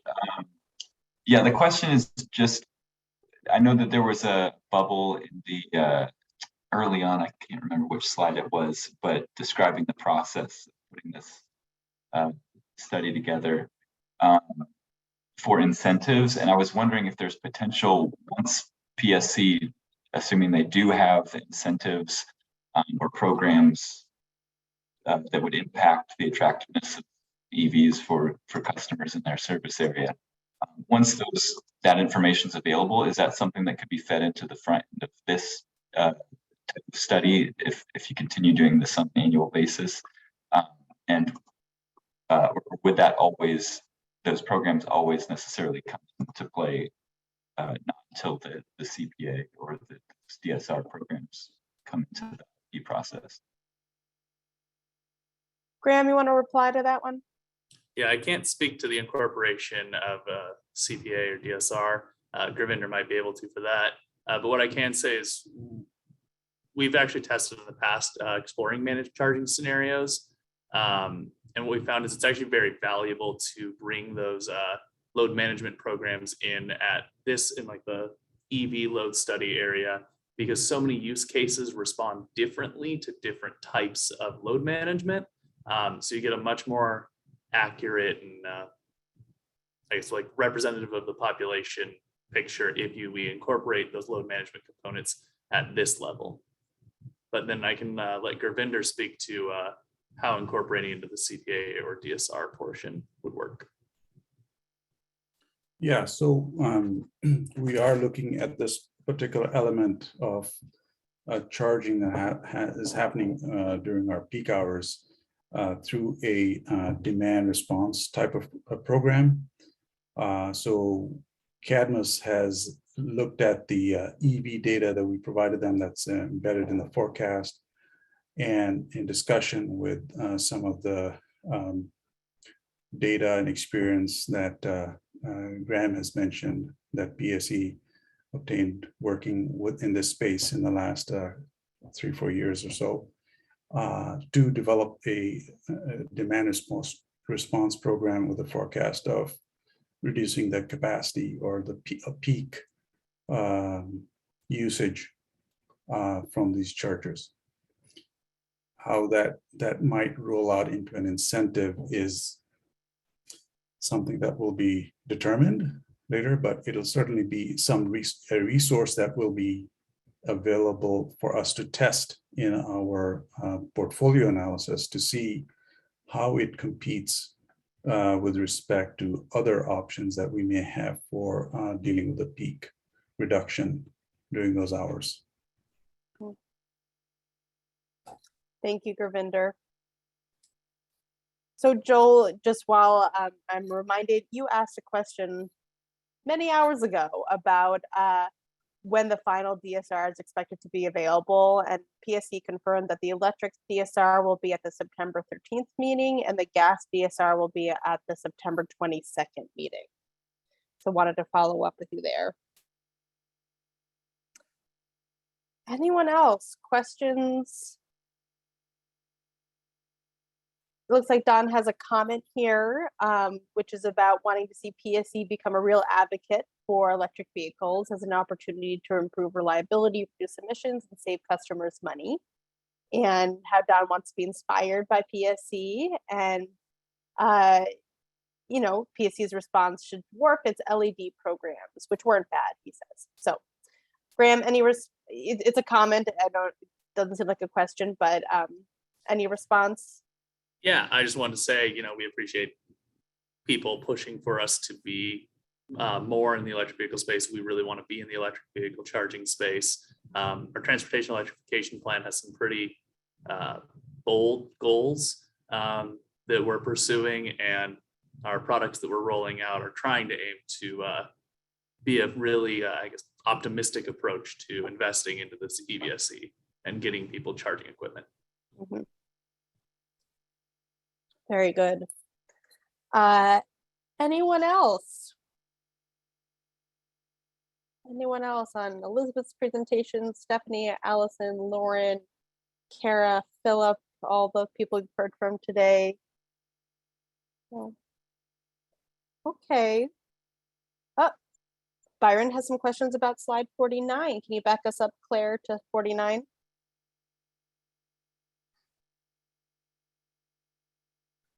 And Byron, would you mind reminding us who you're with, or if you're with an organization or company? Oh yeah, absolutely. I'm a fairly new regulatory analyst here at the PTC. Okay, thank you. Yeah. So I have a few questions about the inputs that you guys are using on here. When you guys talk about economic outlook, are you guys looking in terms of like median income, or are you guys like projected median income, or is that more like a GDP sort of estimate? What exactly is included in economic outlook? I guess the follow-up reason why I asked is that there's really strong data that shows that like household income is connected with people's ability to adapt to carbon pricing or the effects of like basically like fuel costs, whereas a lot of times people aren't terribly responsive to oil pricing. So I'm kind of curious what exactly is thrown into that box of economic outlook. Right. So that's thanks for the question, Byron. And so that's kind of figuring out the total vehicle sales, total number of vehicles that are being sold, of which there will be a portion that will be ICEV and BEVs. And so there are we're looking at the population, we are looking at income, we're looking at urbanization. And so thinking about what proportion of the population could be in cities as opposed to suburbs, as opposed to rural, number of vehicles that are associated with that. And so it's really kind of the denominator that we're trying to get. So how many vehicles total will we get? And so there's a wing of Guidehouse, a research wing, and they one of the things that they do is they do this analysis looking at the total number of vehicles that will be sold and projecting that out into the future. And so we take their analysis and then we layer on top of that this particular model, which then breaks it down into different powertrains. And I guess another question I have is about, does your model consider like the strategic complementarity of electric vehicles? I'm sorry, I think that was a little choppy. To consider the strategic. The strategic complementarity. So the idea is that the more people who invest in a given technology, it feeds back in positively for more people adopting it. So basically more EVs means more EVSE, more EVSE means more EVs, and you get this kind of like positive feedback loop. Right. So yeah, we have a dynamic portion of the model where the results from 1 year, whether that's awareness or it's the number of charging stations, that then has an impact on next year's analysis. So you incorporate that, technology diffusion, network effects, all those sorts of things. It's done on an annual basis, and that's dynamic. So we incorporate that sort of factor in the analysis in the model. And I guess the other thing is the other question I have about it is kind of more of a sociological factor. And it seems like there might be a lot going on in that awareness box. You guys kind of talked it up that there's a lot in there, but it wasn't exactly clear what's in there. And there's like a lot of studies that show that the adoption of environmentally minded technologies, so like conservation or people choosing to compost or choosing to recycle or getting new light bulbs and stuff, is deeply connected to gender. And this is really, really hard to quantify, but there's a very, very strong connection. There's lots of data that backs this up, that this kind of like notion of like masculinity is being opposed, or this kind of like petromasculinity is being opposed to the adoption of these technologies. I'm not sure how you quantify that, but is there any actual conversation around that you guys are having? Or is this more of just, we're looking at the hard data on this? So I think there are two different questions there. So there's the awareness, and then there's kind of the kind of non-economic appeals. And so the awareness, what we've looked at is kind of looking at, in the past, we've looked at the number of vehicles that have been purchased, and then we run a calibration process where we tune these different word of mouth factors, marketing, adopter word of mouth, kind of general word of mouth. And then those factors are what kind of we backcast that to show, to kind of fit historical sales. And so that's the awareness bit. And then the awareness bit is also dynamic moving forward. So the awareness of the number of adopters from one year influences the number of people that are aware the next year. So does that kind of address the awareness question? Yeah, sort of. But it's, I guess, sorry, I'm just more and more questions keep coming to mind. I know, Yeah. There's a lot going on. And it doesn't look like anyone has any questions, but feel free if anyone else has any questions, just like stop me and butt in. But I would also wonder about kind of the problems of kind of like intergenerational cohort effects. Sorry, where- Byron, you're kind of cutting. I'm sorry, Byron, you're kind of cutting out with your audio. Can you just say that one more time, a little more slowly? Yeah, sorry about that. So there are these generational effects in terms of the distribution of income and wealth. But at the same time, there's also generational distributions, if you will, about awareness. So what we see looking at wealth is that wealth is inordinately in older hands, if you will, whereas awareness is overall in younger hands. And so I'd be kind of curious about how that dynamic plays out in this model, if it does, in terms of guiding the adoption of EVs going forward. Yeah, so I think what we're looking at is we are expecting a certain number of vehicles to be purchased. And then there's the economic part. Which vehicle is more expensive from a total cost of ownership perspective? So that includes capital cost, that includes operational cost. And then you look at how many people know about specifically plug-in hybrids and battery electric vehicles. And then you have how many of those models are available and how many of those models are actually produced. So there are several different ways that we kind of use these different factors to determine adoption. Now, the kind of what you're getting at intergenerational wealth and thinking about, that's kind of another take on, you have some people who buy it, and it's kind of a different sort of model than what we're using here. I think that it's really interesting, and kind of figuring out how to quantify that would be an interesting thing to investigate. Yeah. Thanks for those questions, Byron, and the responses, Will. There's so many factors that lead to people's ability to buy an EV, interest to buy an EV, and all of it in that sociological soup. So we're coming close to the end of this agenda item, so I'll just look around the virtual world room one more time. Any other final questions before we move into next steps?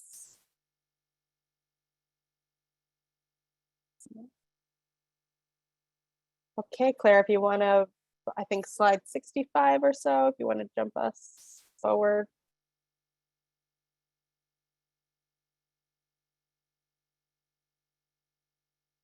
Great, next one, please. Yep, one more, please. Okay, so as usual, there are the follow-up steps. So July 14th, 2 days from now, the recording of the webinar and the transcript of the chat will be posted to the IRP website. So if anyone couldn't attend, there are some usual folks who I didn't see today, they'll be able to watch this. And then July 22nd, which is not this Friday, the following Friday, the feedback forms are due. So can I have Claire Wendell on my team? One step ahead, yeah. Post the feedback form there. There were 1 or 2 items that we flagged during this meeting for the feedback form of what PSE is going to respond to in writing. But if anything else comes up as you're, flipping through these slides or walking your dog, provide any of those final thoughts or comments by July 22nd. And then by August 12th, a feedback report, the feedback report will be posted on PSE's website as well as a meeting summary. And so, and